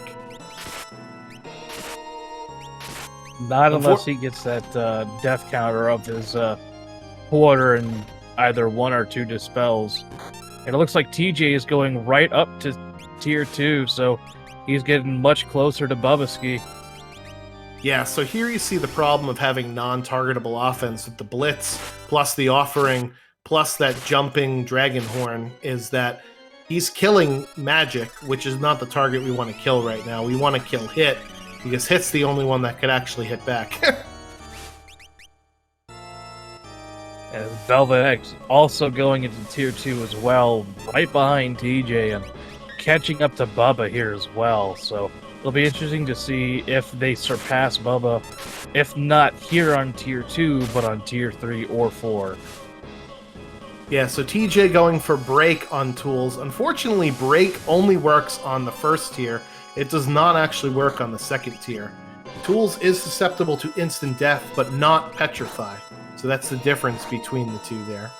And it looks like out comes the Siren for TJ, so that'll take care of Mute, or take care of Magic, rather. Remember, you can break an arm, but it's much harder to break tools. Hey, that's a good one. I might use that. See, this is what I love about watching and you know, being involved with the Worlds Collide seed, is you tend to learn something new every time you play or watch. So, stealing that one. I'll give you copyright credit. What do you want for royalties? You want like a 80-20 share? What do you think? We'll talk about it after the stream. All right. we gotta go through a lot of NDAs and stuff like that. Fair enough. And it looks like Velvet does not have Mute, because Magic is doing all sorts of annoying things like casting Life 3 on himself. Thanks, guy. You know, if only Magic could stop being rude and, you know, maybe cast Life 3 on, you know, Velvet's party, that would be nice, but no, he's got to be all selfish. Only thinking of himself. Yeah, Bubba is up to tier 3 here, and Edgar and Celeste looking pretty bad after that opening W win, but we're getting the Cure 3 out. Nice to have Cure spells in a seed. That usually doesn't happen for me. I wonder what that's like, having Cure and for spells in a seed. Alright, so Gretham there taking out his Dabbing Yeti, so he'll be up to Final Kefka in just a second, and Locke needs to get thawed out, so we're going to cast Fire 2 on him in order to do that.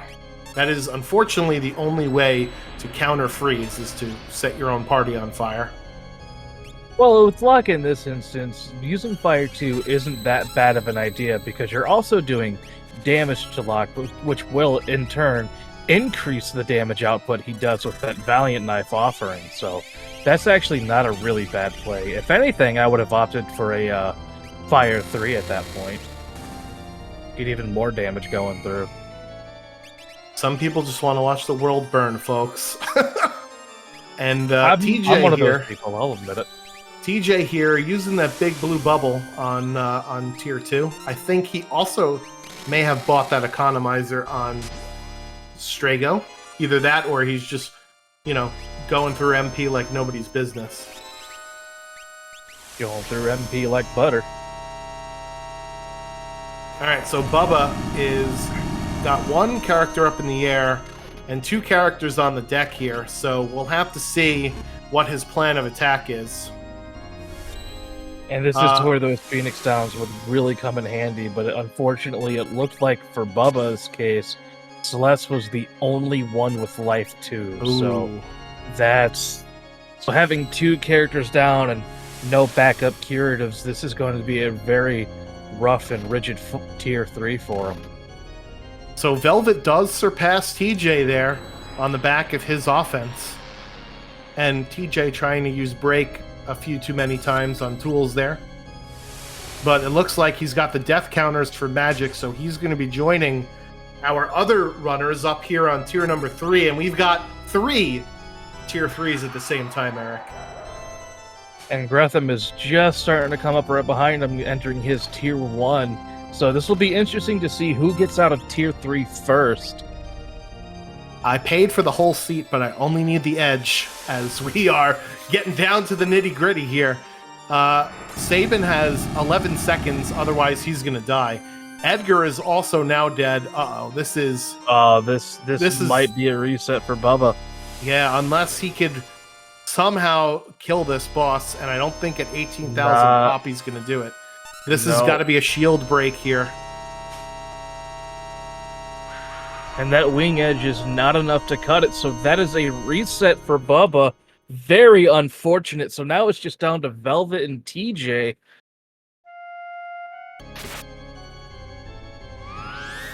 This is a very close race, so close you can almost taste it. And it tastes a little bit of sugar and butter. Yeah, so Pearl Earring is the runner in third place in this division. They're watching this very closely because I know what their finish time is. I won't spoil it for you, chat, but let me tell you, we're getting close.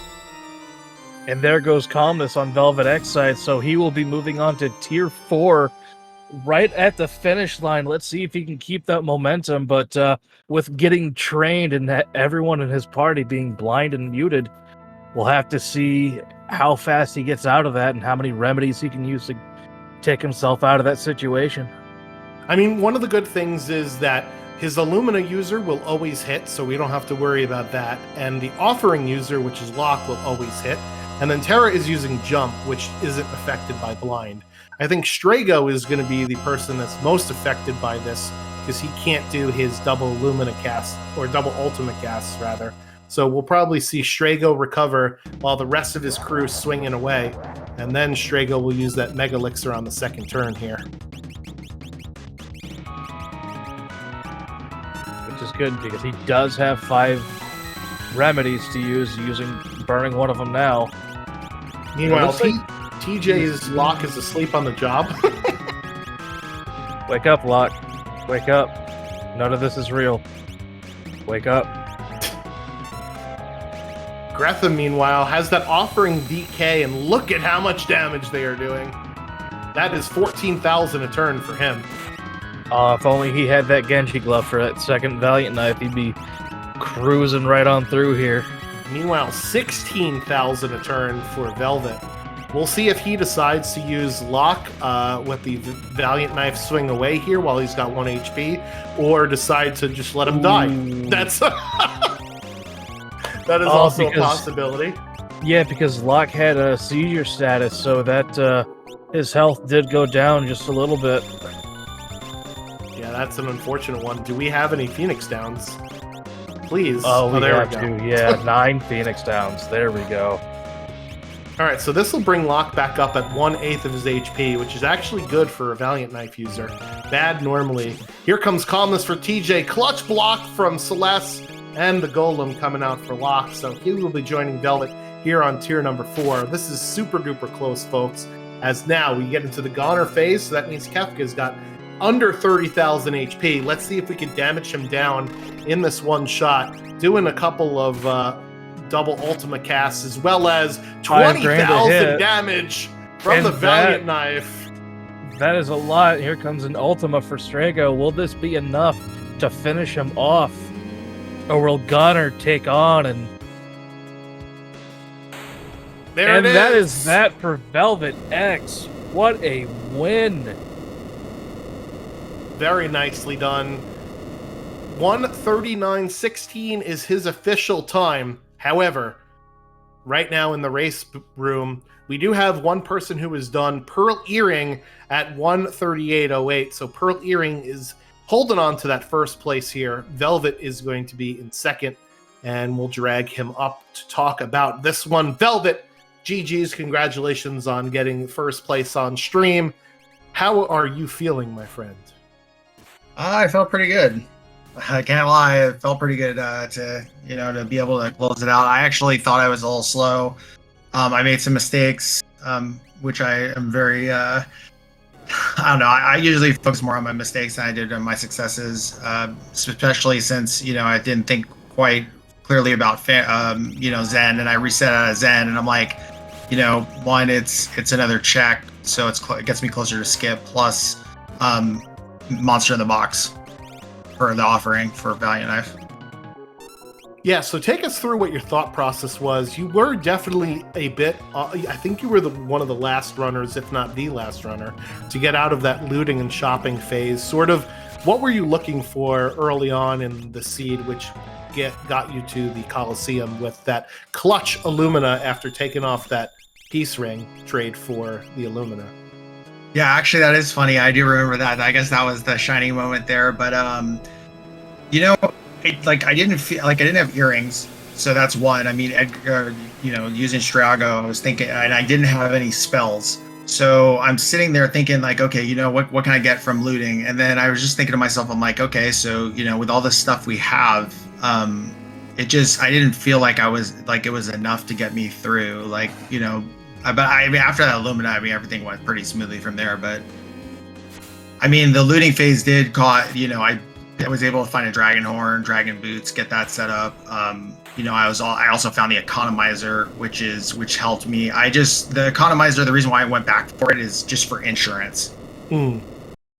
Yeah, dual casting Ultima in the fight will definitely help you out there, as TJ just finishes up 141.22. Get your GGs in chat for TJ. So Velvet, with this 139.19 time, I don't know if you've put it into the other race room or if you want me to spoil where you land within this division here, but coming in first place on stream, this has got to feel nice for you, especially given your 5th place standing currently in your division. Hopefully this will help you gain some ground with some points. Was there something maybe that you were trying to do as this race went on that sort of made some things click here for you? I think at a certain point I was just thinking to myself, get through as checks as quickly as possible. Like I said, after the Illumina, the offense was pretty good. So I was just trying to think about my peakables, and it took me a while to get some other characters, but I'm happy. The one thing I'm happy that I didn't do this time around is I didn't just nope out of characters, which with Setzer, there was Esper, there was a character, and yeah, some of his were dead checks, but I don't feel like I lost any steam, at least from that. Yeah, that makes sense.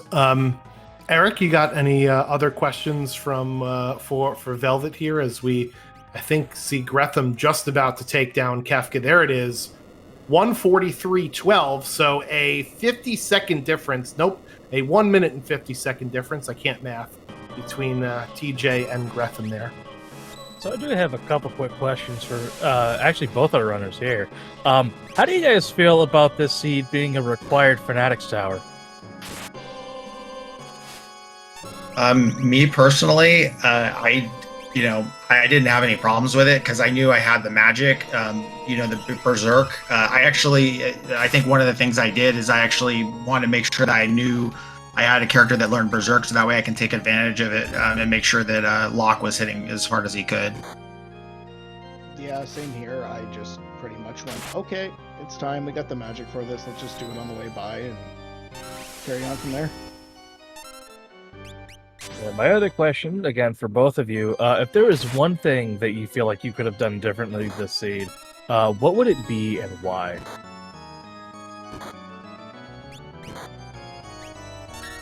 I would probably have spent less time in the menu. In my opinion, I feel like the menuing thing is getting out of control for me personally. It's something that I have to work on. So yeah. That's probably something I'm going to go back and think about. Well, you are working on that with the Moogle Cup, is that correct? I am. Exact same thing for me here. My training thought kept falling off the tracks, and then I'd menu because I'd be like, okay, what was I going to do? What was I going to do? What was I going to do? Damn, I'm in the menu too long. So, same thing. Got to keep working on it. Yeah, that's one of the hardest things to manage, is especially, I know when we've gotten so much stuff, right? Because we had a Boots and Horn build, we had a Offering Valiant Knife build, we had a Ragnarok build, an Illumina build, we had all sorts of crazy magic spells this particular run. So managing all of that can become a little bit unwieldy, right? So I could certainly understand that. Velvet, before we let you go, any final thoughts on this run here? Not really. I just want to thank all the restreamers and all the runners. Thanks to Gretham for setting this up, and Drinks Glue for and everything. Thanks for all the tracking and whatnot. I know it takes a lot to get these things going, so just want to say thank you. And of course, Schwann, thanks again. The Moog Cup's been great. I think that if you haven't signed up for it yet, make sure that you sign up, because yeah, I mean, I've learned a lot. You know, you learn a lot about the base of the game, and it builds a foundation. And I'll say right now, one of the things I do enjoy about the game now is that I don't really feel like I've really run into like difficult seeds. Like I feel like I can, you know, I'm not like 100% stuck anymore. So I feel like with Schwanz as my mentor, it's been great. And I just want to say thank you to everyone. Yep. Appreciate it, Velvet, and I'll see you in a little bit. And once again, Velvet, GG's not only on this race, but the Moogle Cup brackets as well. That was a very good race you and I had on that one. Yeah, yeah, man. You too, man. All right, so TJ finishing up in second here. So, what did you tell us a little bit about how you thought your seed went? You know, towards the beginning, and then you know, as we got towards the Fanatics Tower required that we mentioned earlier. What was sort of your strategy pulling up with an Umaro lock and Strago start? Looked at it, was like, okay, let's do my basic looting. Let's get the shield. If it's reasonable, let's uncurse it. Let's do a grind in the cave. Let's just try to get ahead of scaling here. Because once we get ahead of it, especially with an egg and everything else, we can just stay ahead of it. And after that, it was just, okay, we're going to chase every breadcrumb. Got Celeste, did her checks, and then it was, okay, all right, time to go up, do the heavy check. And then, okay, it makes more sense to do Fanatics Tower on the way down. If it's nothing, we can peek it. If it was a character, we're going to do it. And kind of just carry on through. Like you said, we had a million options here of a way to go with it, especially finding weapons, great, crazy spells. Like, pick your poison on this one. You could build this and go over the seed 5 different ways from Sunday. So, felt pretty smooth. I definitely menued too much and spent too much time thinking instead of just trusting my gut, which I mean is all something we learn as we go through this, I think. But right. I think honestly, I was like, okay, the foot's about to drop. What's the catch here? Something is going to come in here and nuke me, and it just never showed up. So we'll take it because it happens too often otherwise. So yeah. Well, I think in this particular seed's case, the logic of it was pretty convoluted, where you got funneled into Fanatics Tower, and then as soon as you got Terra from Fanatics Tower, the seed just opened back up again as into so many characters. So it was a battle of, your decision making at that particular point. So most definitely. Eric, you have questions for TJ while we've got them here? No other questions that I can think of at the moment, no. All right, so you are also, I think, headed into the Battle Royale portion of the Moogle Cup. You want to tell us a little bit about your experience so far with Moogle Cup? I've enjoyed it so much. Taco Mage has been a great mentor. I've learned so much more about this game that I didn't know and didn't fully understand.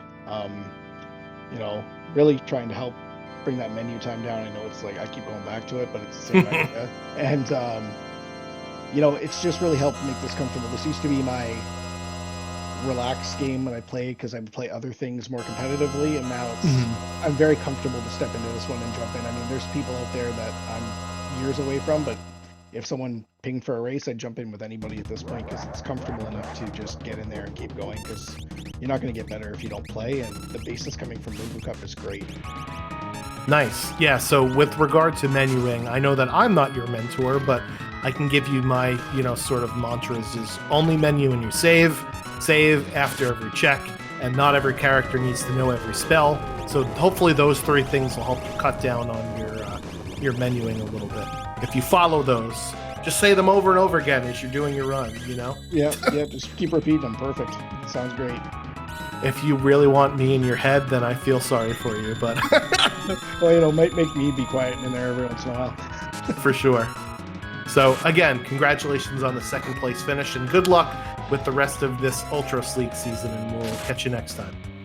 thank you very much, and thanks everybody for putting this on, and Gretham for getting this kind of set up for tonight, and good luck the rest of the way, everybody, and thanks for everything. I'm sure I'll see you all around. Have a great night. All right, so speaking of Gretham, we are also joined by Gretham.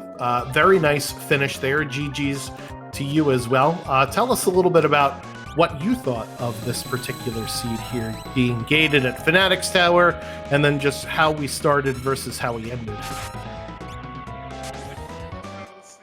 I left Fanatics Tower way too late. I was like running around doing incredibly slow checks. I wasted a bunch of time.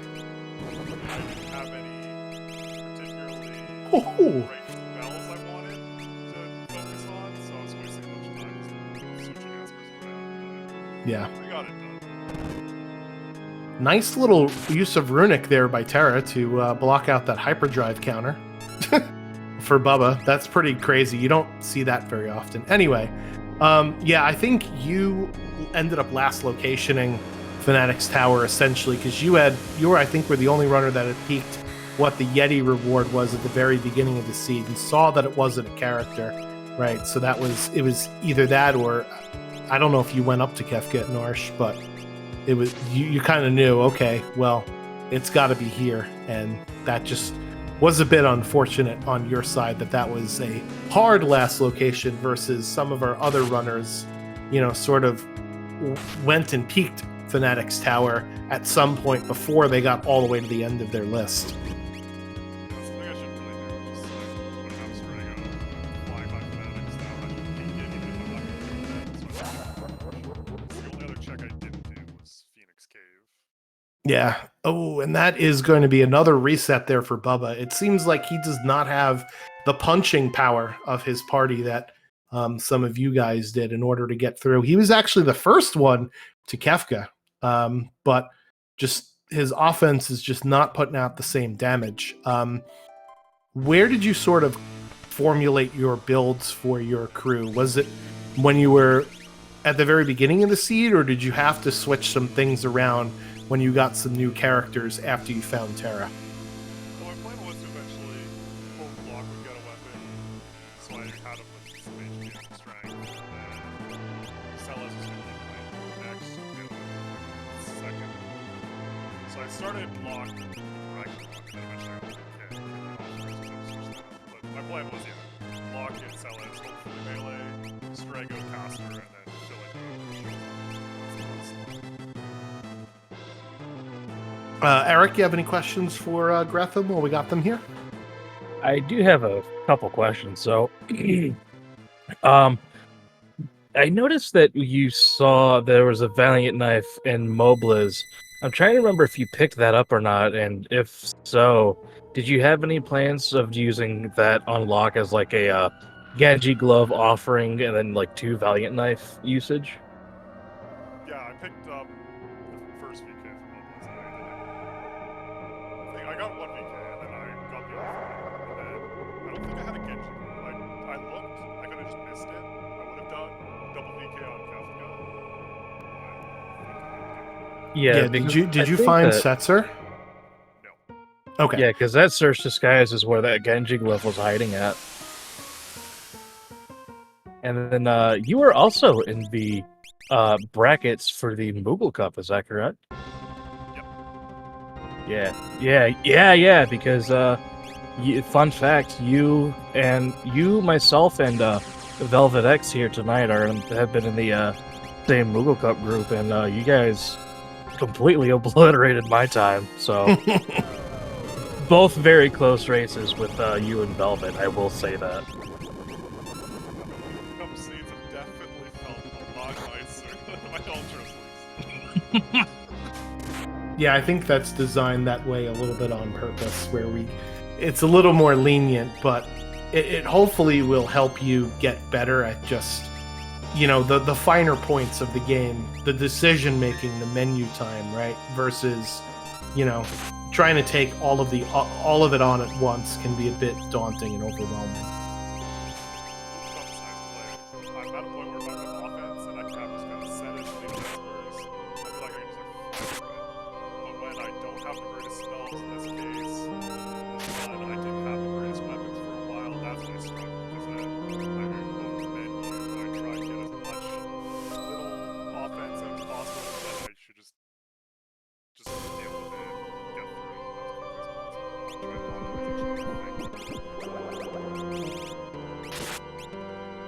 So if there was something you feel like you could have done differently this seed, what would it be and why?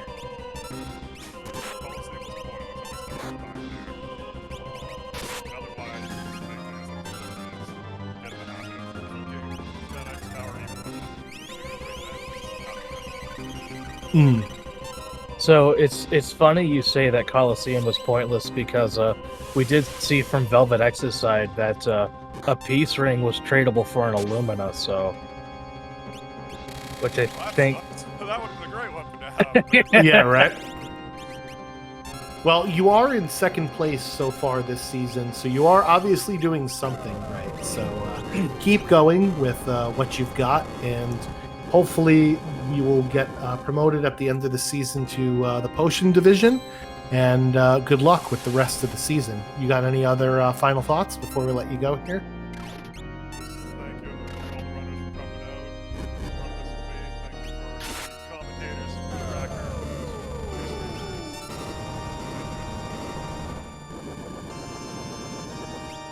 Yeah, so appreciate you also. I heard rumblings that you were the one that organized and put this together, so thank you so much for running point on that. Can't have the races without the runners, so thank you for doing that for us. All right, and we'll see you on the next time. All right. have a good one. So Bubba has rearranged some of the pieces of equipment on his party, and I think this will definitely help him out here in this third run. He now has Locke with a gauntlet instead of the offering for that Ragnarok, so we should see Locke doing a heck of a lot more damage here with this particular piece of equipment. And we'll see what else are going to be the changes for Bubba for this particular third attempt. Is the third time a charm? We'll find out here. Well, that is an age-old tradition. That the third time is usually always the charm, and we're getting that mute on magic right away, which will help immediately. Yeah, so for Bubba, I think it's just, do we have enough firepower to punch through on tier 3?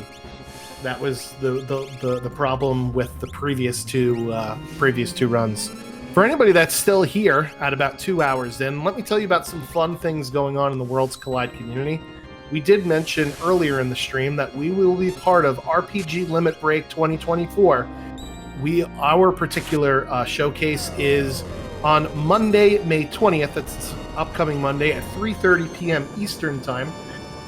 We also have some incentive bid wars that are happening. I don't know if you could put some cash money on them now or if they'll open up later. Maybe, I'll find out in just a second.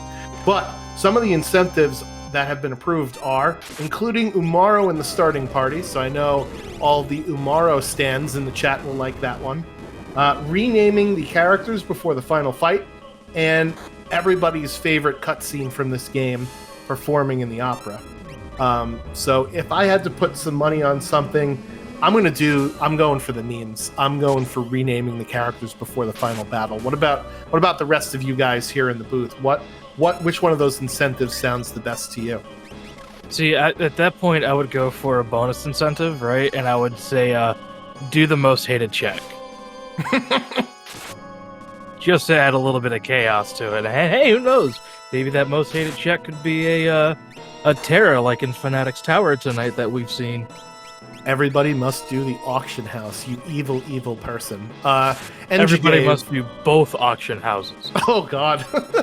NG Dave, our esteemed tracker, what about you? One of those incentives pique your interest?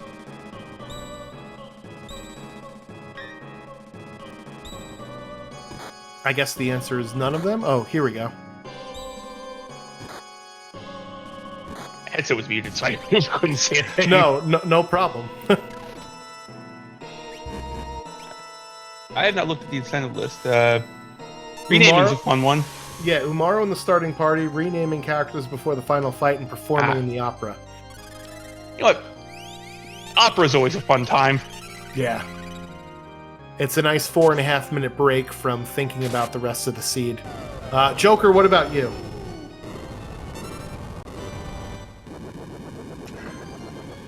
I mean, the only incentive that I'm always looking forward to, I don't think it's involved in this, I wish it was, is like kill all dragons.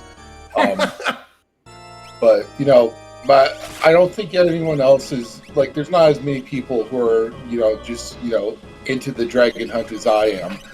So rarely does that get included in the incentives. But maybe someone can hear this, take notes for futures, and just, maybe suggest that for future, live seeds and events like this.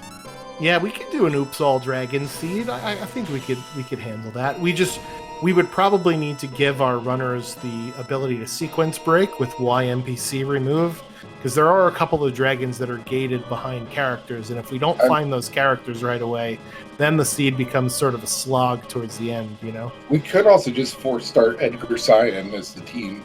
That could also be true. Listen to us. We're solving problems here. We're creating more marathon flags for us to run.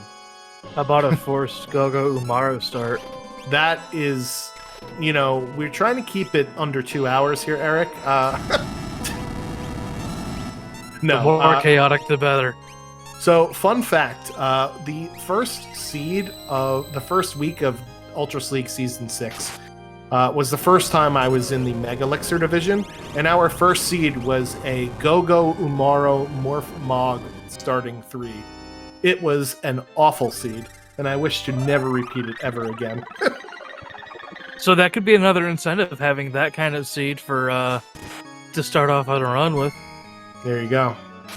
So, correct me if I'm wrong. Ultras League is only has 8 weeks, right? That is correct, and we are in week number 6 here. So, in a couple weeks, are we going to be starting a new event? TBD. Okay. I don't know anything more than you do, actually. Usually we start talking about it around now, so maybe I should get with the people behind the secret closed doors to figure out what the heck we're going to be doing. The Moogle Cup is sort of a concurrent event that will be held whenever we get enough people that actually want to sign up. So if you are new to the Worlds Collide community, or if you're just watching this now and going, hey, this looks kind of cool, Final Fantasy 6 or 3 was my favorite game when I was a kid, and I like randomizers, but I'm not sure where to start. So you are the perfect candidate for our Moogle Cup participant, really. So if you're interested in doing that, ff6worldscollide.com is the website. And you can also click on a link to our Discord there, and you'll get some more information on how to do it. I know that there were like 20-something people that signed up for this first Moogle Cup. So if we get, some of the leftovers from the first sign up and then some new ones for the second one, we may potentially be able to start a second version of the Moogle Cup right away. So that could always be something interesting too. Now, another question for you, sir. If you could bring back one of the events from Worlds Collide past, like which one would you want to see come back? That is a great question.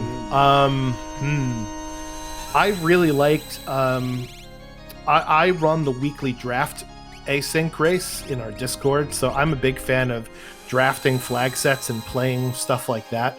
But I also know that the community likes to do some more seeds that they could practice like multiple times. So in that vein, I would like to see the Coliseum 2 come back, or something similar to that, where we had different flag sets based on the different characters in the game. So you would roll like a different character each week, and say you would get Mog seed, for instance. So you'd always start with Mog with Dance, and there were objectives to power up the Dance command. There were themed things like kill 2 dragons, get a Dragoon set for Mog, or for something like Umaro, go do a Coliseum win to get plus 30 strength, stuff like that. So I thought that was really fun. And there's 14 different flag sets to learn. So more than enough to keep you busy. Is there anything you would change for, like, say, a Coliseum 3 event?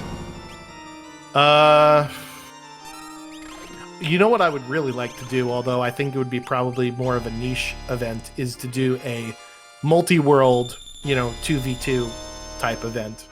Similar to how they do with the a link to the past Randomizer League where they have, co-op multi-world weeks. That would be fun. But again, you'd have to have access to the multi-world here and be able to do it. So let's see what Bubba does to get out of this Meteor hole. He does have life too with Celeste, so that could be used to bring back characters. But in order to get Sleep out of this Meteor phase, basically he'll cast Meteor on every single turn if he's got under 10,000 HP. So it might seem counterintuitive, but one way to get him out of this phase is to actually heal the boss with a Revivify or an X Potion or something like that. So we'll see what Bubba decides to do. If he's just going to sit here and take this Meteor punishment to get his team back together, or if he's going to heal the boss. Anyway, back to the other discussion. Eric, do you have any other events that you might want to bring back, or things that you would change to existing events? So there's not a lot that I'm familiar with. Like, I do somewhat remember Coliseum 2. I would like to see the Warring Triads come back.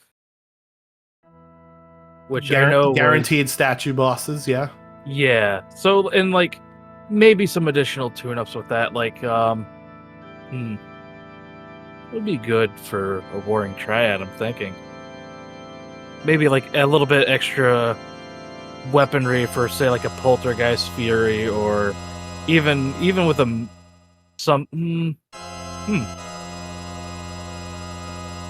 Yeah, it's kinda kind of tough hard. one. It's kind of hard to craft things on the fly because some options will radically affect, the different gameplay that you have. I would like some seeds, perhaps, where some of the lesser known flags get turned on. Like, say, for instance, like have a seed that's geared towards physical builds, like a Doom's Rage, but have Espers not being able to be equipped by every single person. Right? There is a flag where Espers are not equipable by everyone, and you have to figure out who can equip which Espers, and it really impacts your ability to perform builds, because normally you could just fall back on a magic build and it's fine. But if not every character can equip every Esper, then you sort of have a situation where, hey, this Esper's got really great spells, but nobody can use it, right? And it becomes sort of interesting that way. Yeah, so something like that I would like to see, especially if we can find a new flag set tournament, like with Warring Triads or Coliseum. I know we do have the Seed of the Week, so finding something like Seed of the Tournament kind of a thing, where we take a lot of good ideas from the Seed of the Week, a lot of different flag sets that A, propose a challenge, and B, kind of helps with some of the challenges head on, and just kind of make a tournament out of that. Yeah, so we used to do a tournament of the month where it was similar to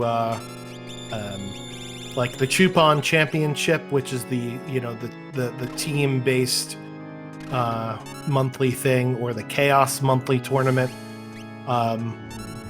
Maybe we could sort of try and resurrect some of those where it was picking from a list of, let's say, past seeds of the week, or different chaos seeds, or whatever. That could certainly be fun.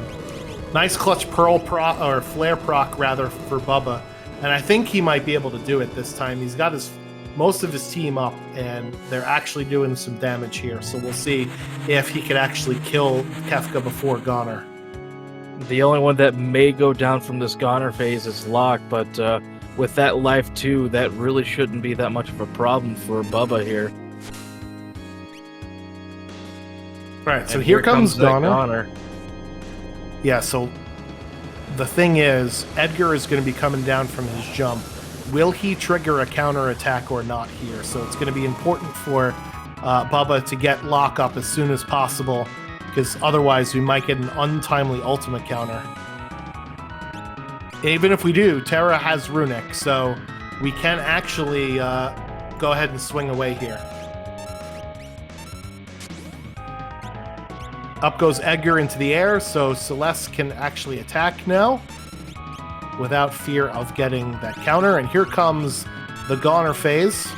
So now let's throw that shield, let's use our flares, and hopefully this will end up taking down our clown here.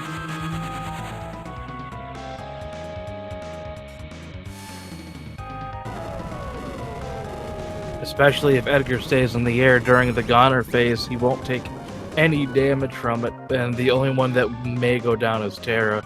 But it looks like we won't have to worry about it because that is Kefka down for Bubba. Official race time 2:10:50. So, not the way he would have wanted to finish this particular seed out, but nonetheless, the third time, as we mentioned, Eric was the charm there. The age-old tradition always rings true. Yeah, so we'll see if Bubba wants to come in for an interview or not.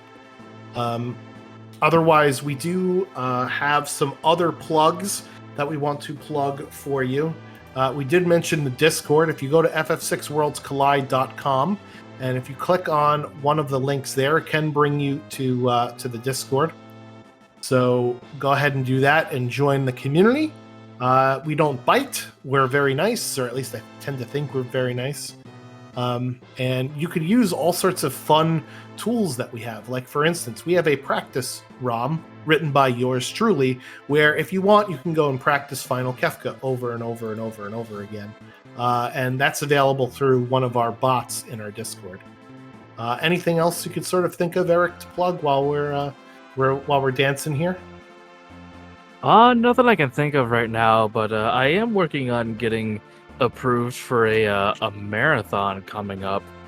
One of some, as some would say, some fan games. So we'll see if we can get into that. I have been talking to one of the admins over there to see what our possibilities are of getting approved for that. So keep an eye out, see if there's been approval.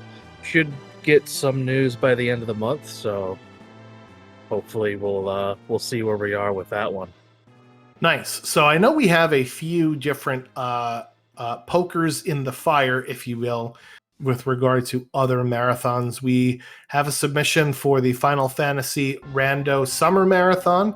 We've got one for SpeedGaming's own SNES Superstars Marathon. We have one for the Gamers Against Suicide Marathon taking place in August. And we also have one that we just submitted for the Flame Fatales, which is one of the Games Done Quick ancillary sort of marathons that we have submitted to.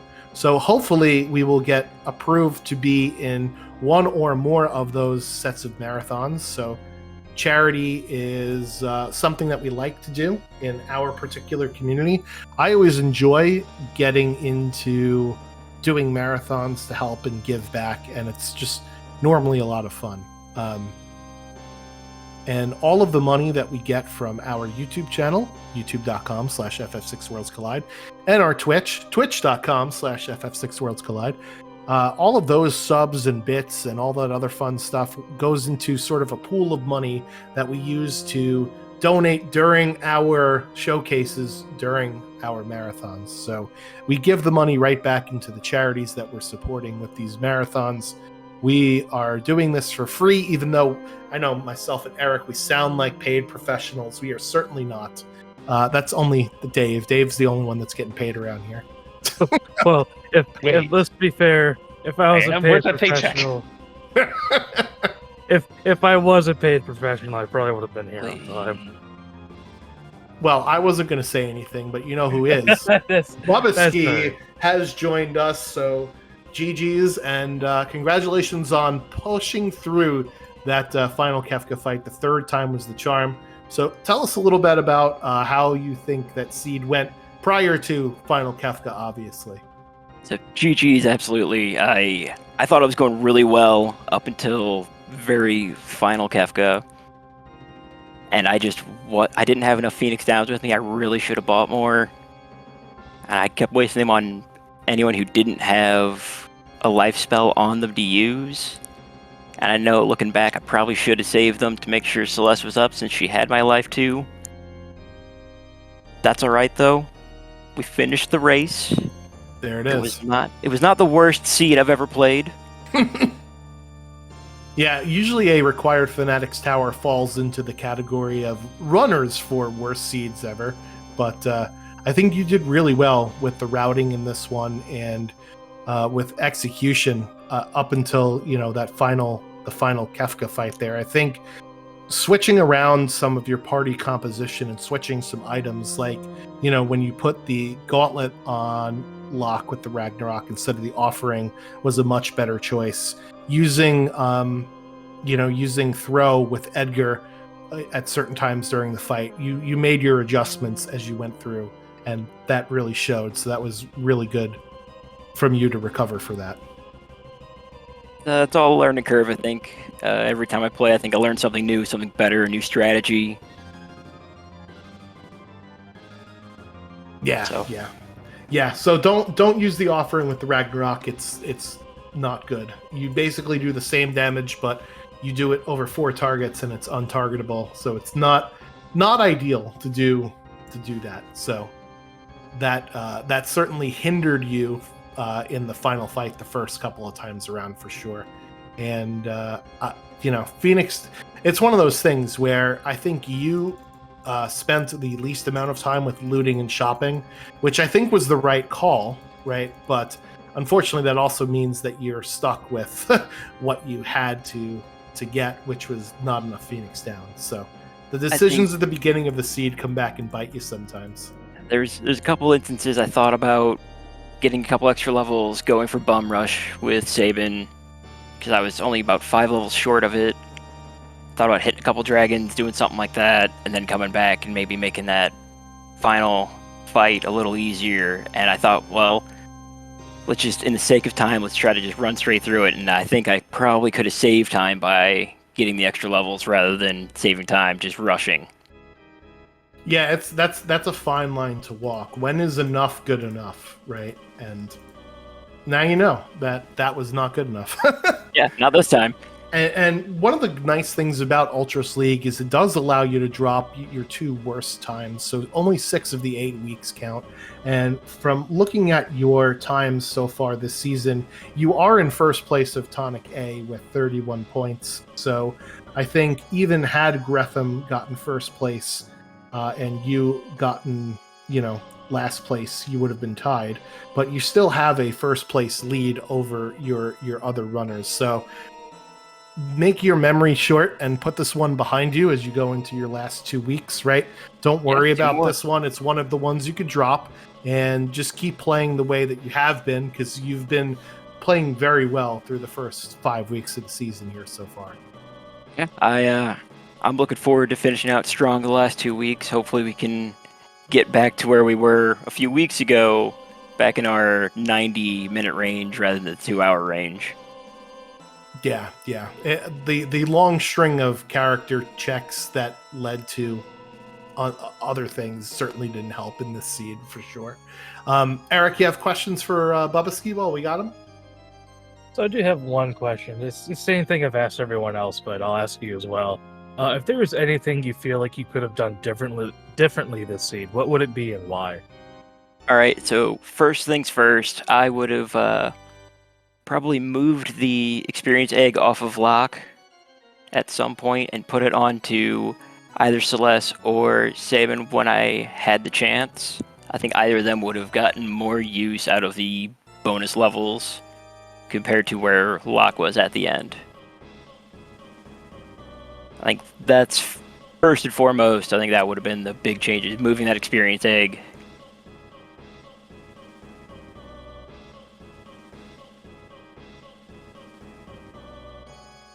Yeah, that totally makes sense, especially with your thought process with getting Bum Rush for Sabin, right? The faster you can get to 42, the easier it certainly is. But there also is something to be said about, staying out of the menu. So there's part of that too. It's sort of like a catch-22, right? The more time you're fiddling around with equipment, the more time you're not fighting bosses and killing things. Yeah, absolutely. So, anything else you got, Eric? That is all I have. All right. So, thank you so much, Bubba, for volunteering to be put on stream. Can't have the races without the runners. You have any other final thoughts before we let you go here? I think that's it for tonight. Hopefully, I'll see you guys in the next couple of weeks. I want everybody to keep running some more good races here because Ultras League's going to end off strong. 2 more weeks.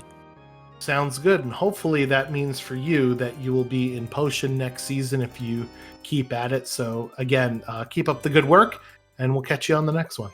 Thank you. Catch you next time, guys. All right. All right, have a good one. So again, last plug, RPG Limit Break, Monday, May 20th, 3:30 p.m. Eastern Time. We're going to be doing our showcase, so if you're interested in watching us in a marathon setting, that is where we will be. Want to also thank Joker Mage for setting up the restream and putting everything together. Want to thank NG Dave for clicking the buttons to keep us honest. And Eric, thank you so much for doing co-commentary with me. This is a lot of fun. I've had a blast on co-commentary as well. So Woot woot. Yeah, we have the easy job. We just say the things. It's Dave and Joker that are the real MVPs of the stream tonight. So ff6worldscollide.com is the website. Your runners in that group, I should post in their little Ultras League thing, but they should make sure to enter their times from the sync room in the async room so that they get counted for this week. And I think that'll do it for us. Joker, do we have anything else we need to talk about before we leave? I think we're set, so just send them off. Okay, thank you so much, everybody, for another Worlds Collide Wednesday, and we'll catch you next time, same time, 8 p.m. Eastern, on one of the Speed Gaming family of networks. We'll catch you later, everybody. Peace out. have a good one.